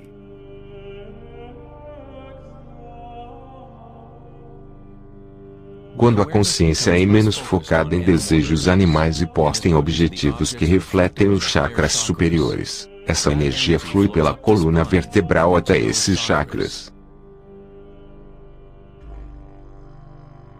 Muitas das práticas tântricas ensinam como dominar a energia sexual para que possa ser usada para uma evolução espiritual superior.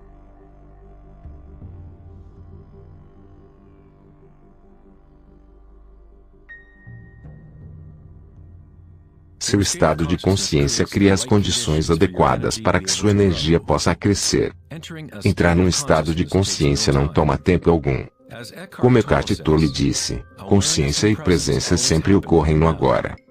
Se está tentando fazer algo acontecer, então você está criando uma resistência ao que está.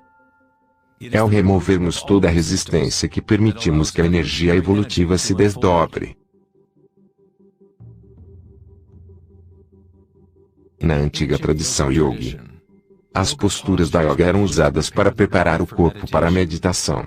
A Yoga Hatha jamais foi intencionada apenas como mero regime de exercícios, mas como um caminho para ligar os mundos interiores e exteriores das pessoas. A palavra em sânscrito Hatha significa Sol A e Lua Tha. Na Yoga Sutra original de Patanjali, o propósito dos 8 passos da yoga é o mesmo do caminho de 8 passos de Buda: liberar a pessoa do sofrimento. Quando as polaridades do mundo dualístico estão equilibradas, uma terceira nasce.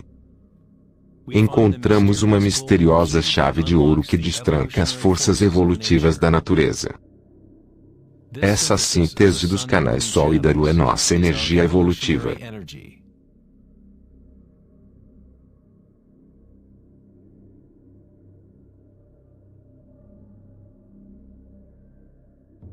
Devido à humanidade se identificar quase que exclusivamente com seus pensamentos e o mundo externo, é raro um indivíduo que consiga equilibrar as forças de seus mundos interior e exterior, assim permitindo que a Kundalini desperte naturalmente. Para aqueles que se identificam apenas com a ilusão, a Kundalini sempre será apenas mais uma metáfora. Uma ideia, ao invés de uma experiência direta da energia e consciência de uma pessoa.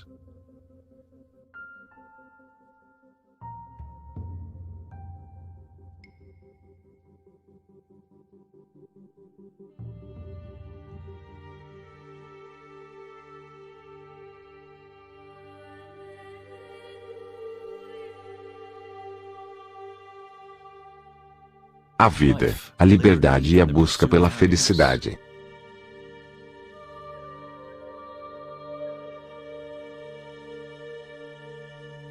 Vivemos nossas vidas buscando a felicidade lá fora, como se fosse uma mercadoria. Nos tornamos escravos de nossos próprios desejos e anseios.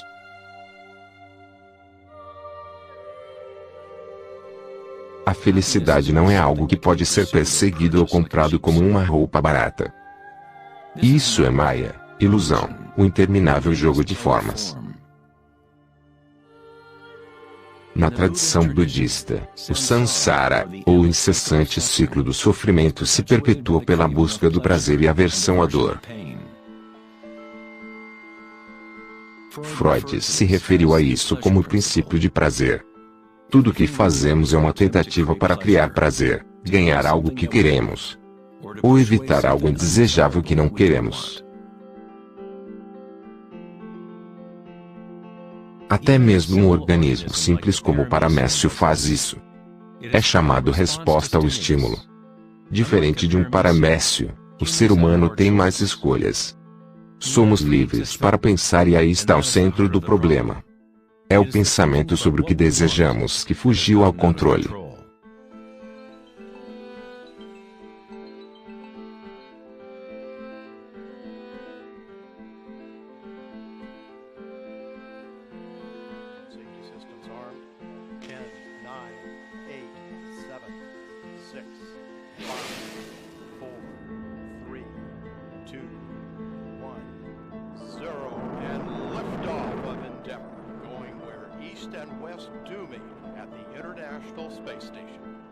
O dilema da sociedade moderna é que buscamos entender o mundo, não nos termos arcaicos da consciência interior, mas ao quantificarmos e qualificarmos o que percebemos se tratar do mundo externo, usando meios científicos e o pensamento. O pensamento só levou a mais pensamentos e a mais perguntas. Buscamos conhecer as mais profundas forças que criam o mundo e guiam seu caminho. Mas consideramos essa essência como estando fora de nós mesmos, não como uma forma vivente, intrínseca à nossa própria natureza. Foi o famoso psiquiatra Carl Jung que disse: quem olha para fora sonha. Quem olha para dentro desperta. Não é errado desejar tornar-se desperto, ser feliz. O que é errado é buscar a felicidade fora quando só pode ser encontrada dentro.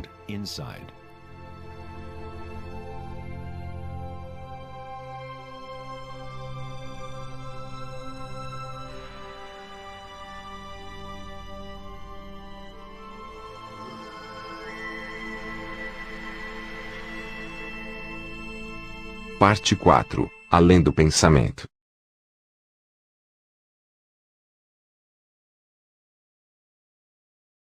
No dia 24 de agosto de 2010, na conferência The Economy, no Lago Tahoe, Califórnia, Eric Schmidt, diretor executivo da Google, mencionou uma estatística assustadora. A cada 2 dias, criamos a mesma quantidade de informação que foi criada do início da civilização até o ano de 2003. De acordo com Schmidt, isso significa cerca de 5 exabytes de dados.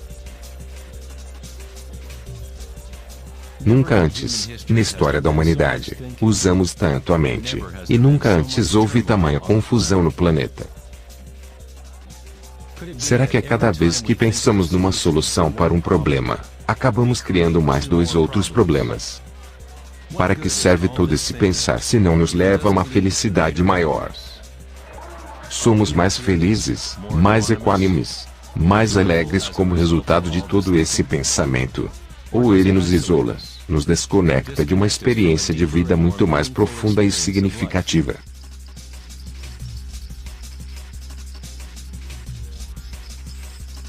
Pensar, agir e fazer precisam estar em equilíbrio com o ser.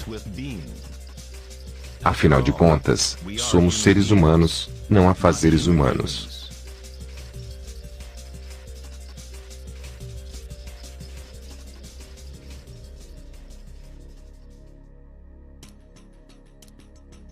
Queremos mudança e queremos estabilidade ao mesmo tempo. Nossos corações se desconectaram da espiral da vida. A lei da mudança. Enquanto nossas mentes pensantes nos guiaram em direção da estabilidade, segurança e a pacificação dos sentidos. Com uma fascinação mórbida, assistimos a assassinatos, tsunamis, terremotos e guerras. Tentamos, constantemente, ocupar nossa mente, preenchê-la com informação. Programas de TV sendo transmitidos em todo aparelho imaginável. Jogos e quebra-cabeças. Mensagens de texto. E todas as trivialidades possíveis. Nos deixamos fascinar com uma torrente infinita de novas imagens, novas informações, novos meios de tantalizar e pacificar nossos sentidos. Em momentos de reflexão interior, nosso coração pode nos contar que há algo mais na vida do que nossa realidade atual, que vivemos num mundo de espíritos famintos, eternamente desejando e nunca satisfeitos.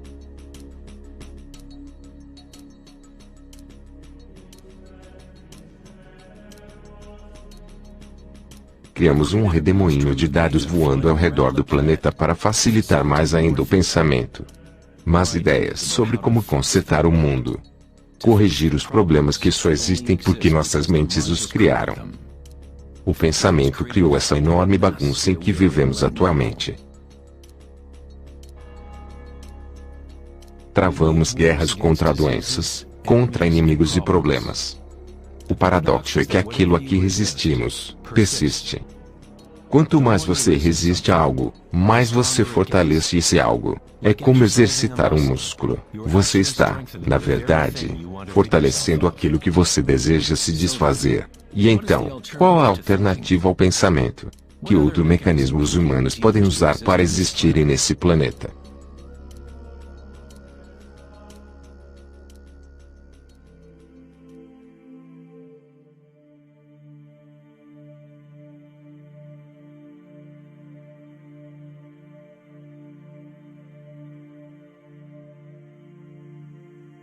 Enquanto a cultura ocidental nos últimos séculos focou-se na exploração do físico usando o pensamento e a análise, outras culturas antigas desenvolveram tecnologias igualmente sofisticadas para explorarem o espaço interior.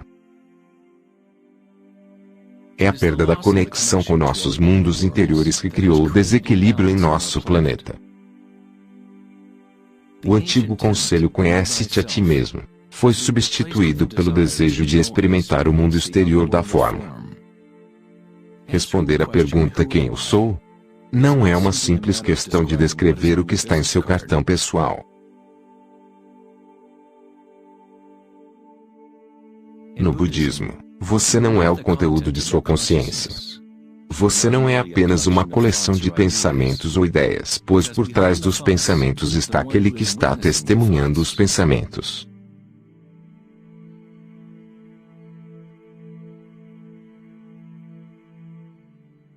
O ditado "conhece-te a ti mesmo" é um koan do Zen, um enigma sem resposta. Com o tempo, a mente se sentirá exausta de tentar encontrar uma resposta, como um cachorro que persegue seu próprio rabo. É apenas o ego que quer encontrar uma resposta. Um propósito. A verdade sobre quem você é não precisa de uma resposta. Pois todas as perguntas são criadas pela mente egóica. Você não é sua mente.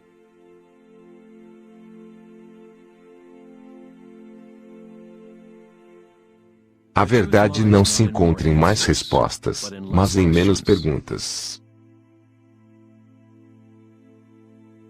Como Joseph Campbell disse, não acredito que as pessoas estão buscando pelo sentido da vida, mais do que procuram a experiência de estarem vivas.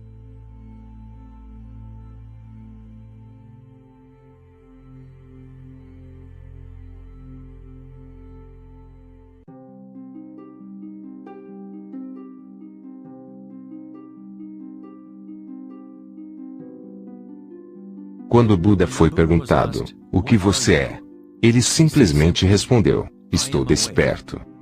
O que isso quer dizer, estar desperto?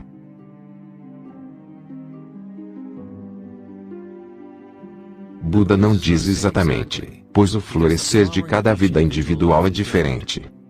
Mas ele diz uma coisa: é o fim do sofrimento. Todas as tradições religiosas possuem um termo para o estado de estar desperto: céus, nirvana ou moksha. Uma mente calma é tudo o que você precisa para compreender a natureza do fluxo. Todo o resto acontece assim que sua mente aquietar. Nessa quietude, as energias interiores despertam e funcionam sem esforço de sua parte. Como dizem os taoístas, o X segue a consciência. Ao permanecermos em calma, começamos a ouvir a sabedoria das plantas e animais, os silenciosos sussurros dos sonhos e aprendemos sobre os sutis mecanismos pelos quais os sonhos se manifestam de forma material. No Tao Te Ching, esse estilo de vida é chamado de Wei, Wei. Agir, sem agir. Buda falou sobre o caminho do meio como o caminho que nos leva à iluminação. Aristóteles descreveu a razão áurea, o meio entre dois extremos, como o caminho da beleza. Sem muito esforço, mas também não tão pouco. Yin e Yang em perfeito equilíbrio.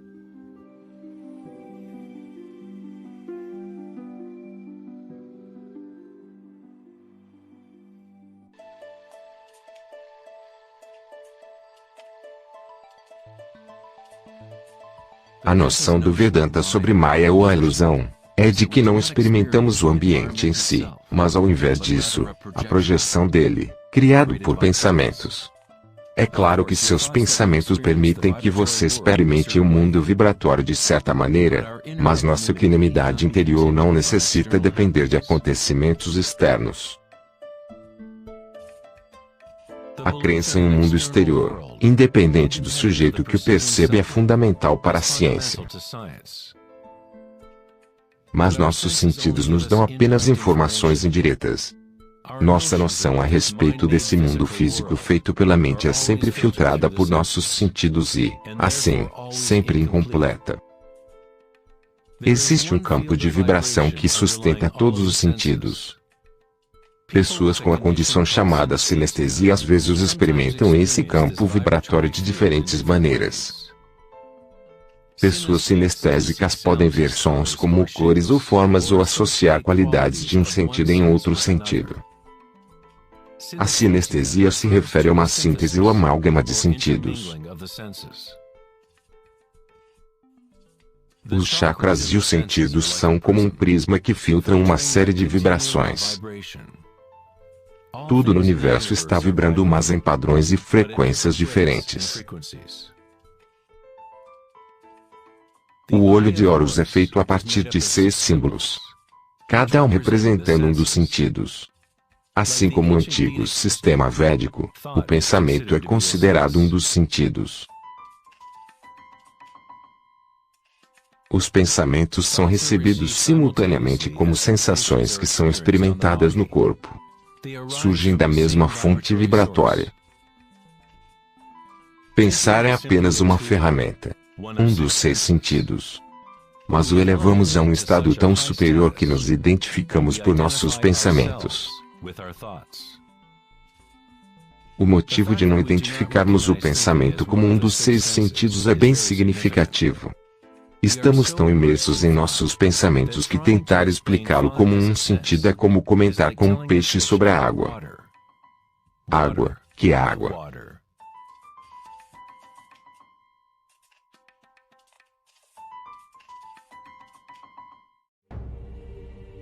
Nas Upanishads está escrito: não aquilo que o olho pode enxergar, mas aquilo pelo qual o olho pode enxergar. Tenha consciência disso para ser Brahma, o eterno, e não o que as pessoas aqui adoram. Não aquilo que o ouvido pode escutar, mas aquilo pelo qual o ouvido pode escutar. Tenha consciência disso para ser Brahma, o eterno, e não o que as pessoas aqui adoram. Não aquilo que o discurso pode iluminar, mas aquilo pelo qual o discurso pode ser iluminado. Tenha consciência disso para ser Brahma, o eterno e não o que as pessoas aqui adoram.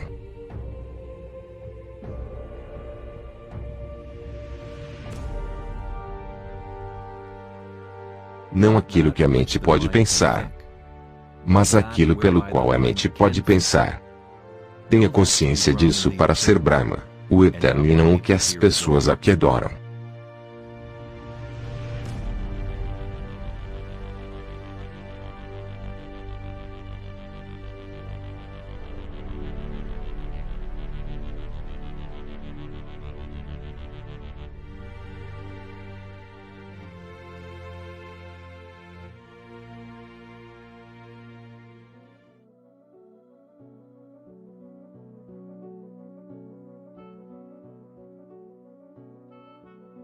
Na última década, grandes avanços foram conseguidos na área de pesquisa do cérebro. Os cientistas descobriram a neuroplasticidade, um termo que expressa a ideia de que o cabeamento físico do cérebro muda de acordo com os pensamentos que passam por eles.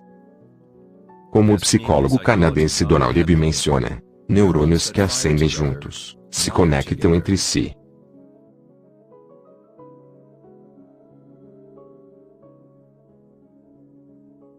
Os neurônios se conectam mais uns aos outros quando a pessoa está em estado de atenção ininterrupta.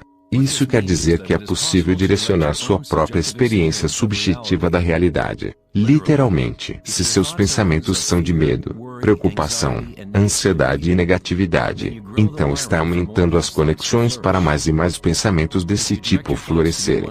Se direcionar seus pensamentos para aqueles de amor, compaixão, gratidão e alegria, você cria mais conexões para repetir essas experiências. Mas como fazer isso se estamos cercados de violência e sofrimento? Não seria isso algum tipo de engano ou pura ilusão? A neuroplasticidade não é a mesma do conceito da nova era, aquela que cria sua realidade através de pensamento positivo. Na verdade, é a mesma que Buda ensinou há 2500 anos.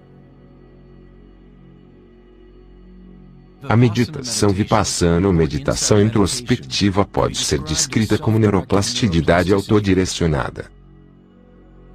Você aceita sua realidade exatamente como ela é, como ela realmente é.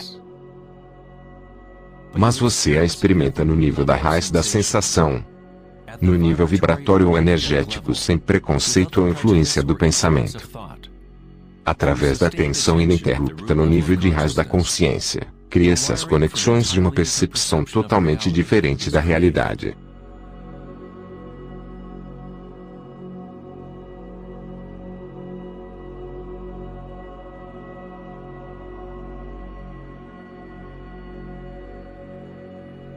Entendemos ao contrário na maioria das vezes. Constantemente, permitimos ideias sobre o mundo exterior modelar nossas redes neurais.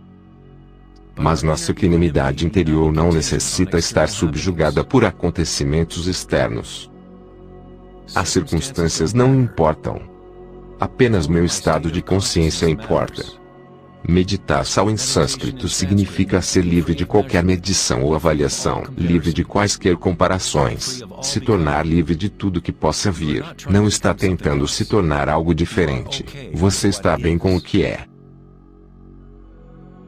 O caminho para superar o sofrimento do reino físico é aceitando-o por completo, dizendo sim a ele.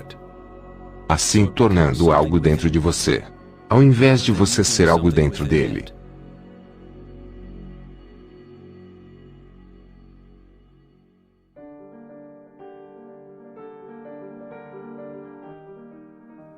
Como podemos viver de tal maneira que a consciência deixe de estar em conflito com seu conteúdo? Como alguém esvazia o próprio coração de ambições mesquinhas?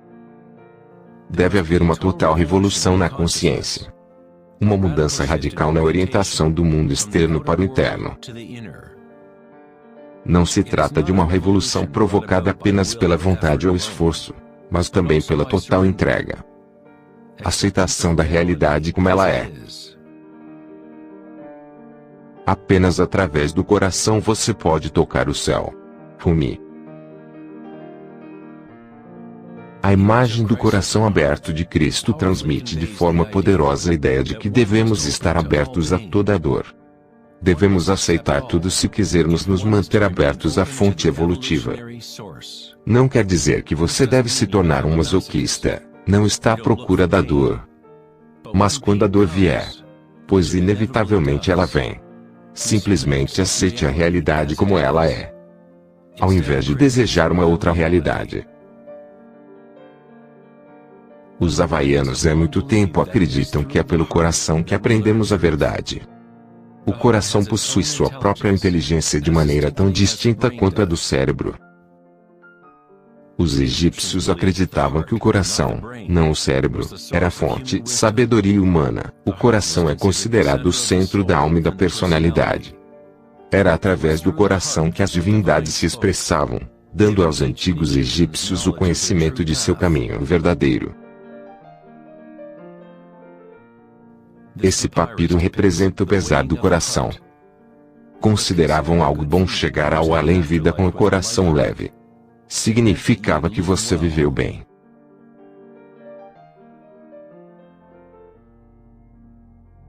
Um estágio universal ou arquétipo que a pessoa experimenta no processo de despertar do centro do coração é a experiência da energia pessoal, como sendo a energia do universo.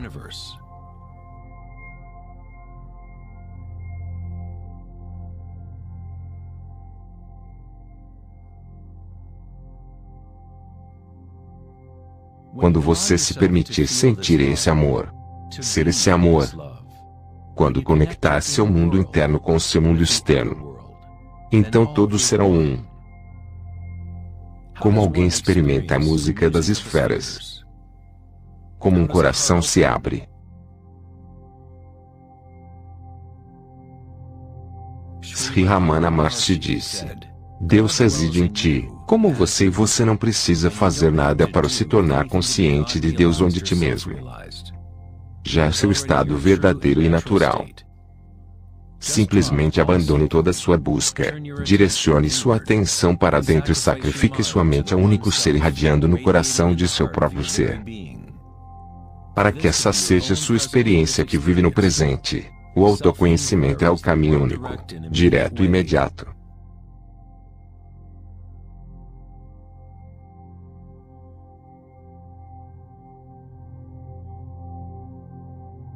Quando você medita e observa as sensações internas, sua vitalidade interior, você está, na verdade, observando uma mudança. Essa força de mudança é o surgimento e a morte que ocorre quando a energia muda sua forma. O grau em que uma pessoa evoluiu ou alcançou iluminação, é o grau que alguém adquiriu a habilidade de se adaptar a cada momento, ou de transmutar a constantemente mutável corrente de circunstâncias humanas, a dor e o prazer, em felicidade.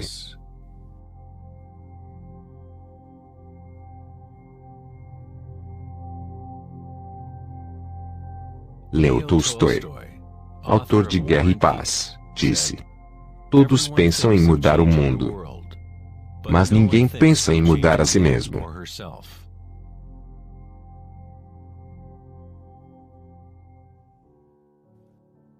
Darwin disse que a mais importante característica para a sobrevivência das espécies não é a força ou a inteligência, mas a habilidade de adaptação.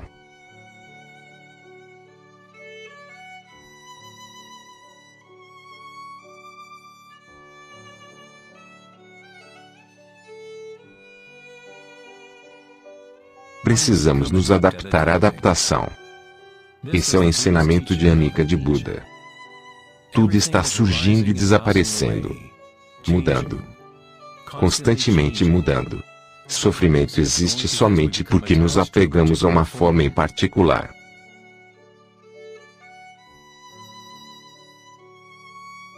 Quando nos conectamos com nossa parte que observa, com a compreensão da Anika, a felicidade surge no coração.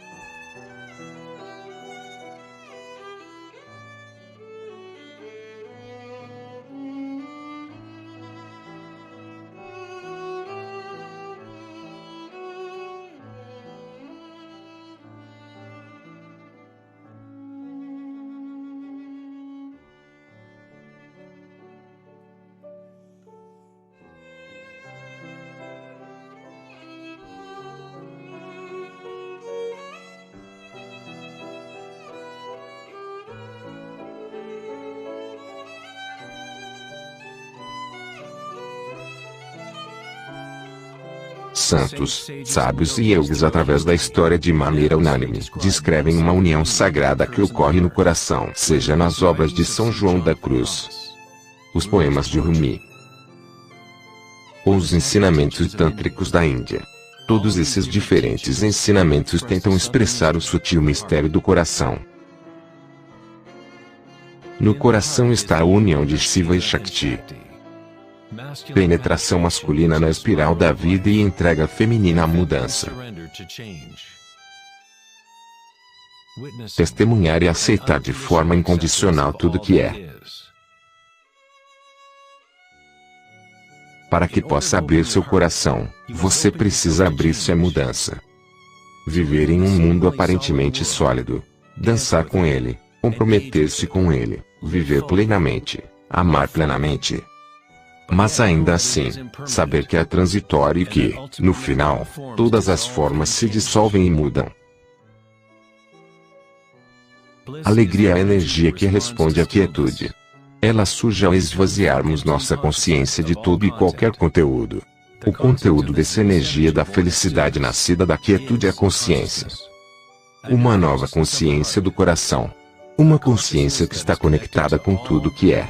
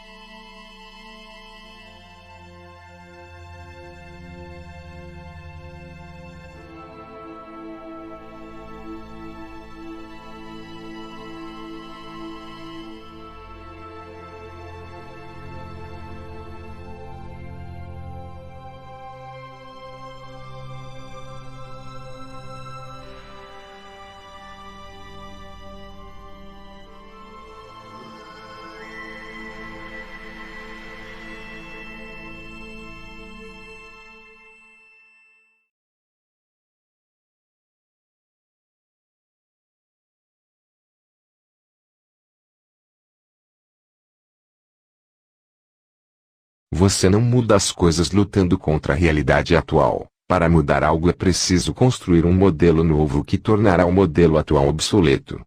Buckminster Fuller. Um filme de Daniel Schmid. Dublação: Renan Destro, canal Red Pill. Narração: Patrick Sweeney. Cinemática e imagens sonoras na água: Alexander Lauteroazer. Direção criativa e suporte: Eva D'Ameto.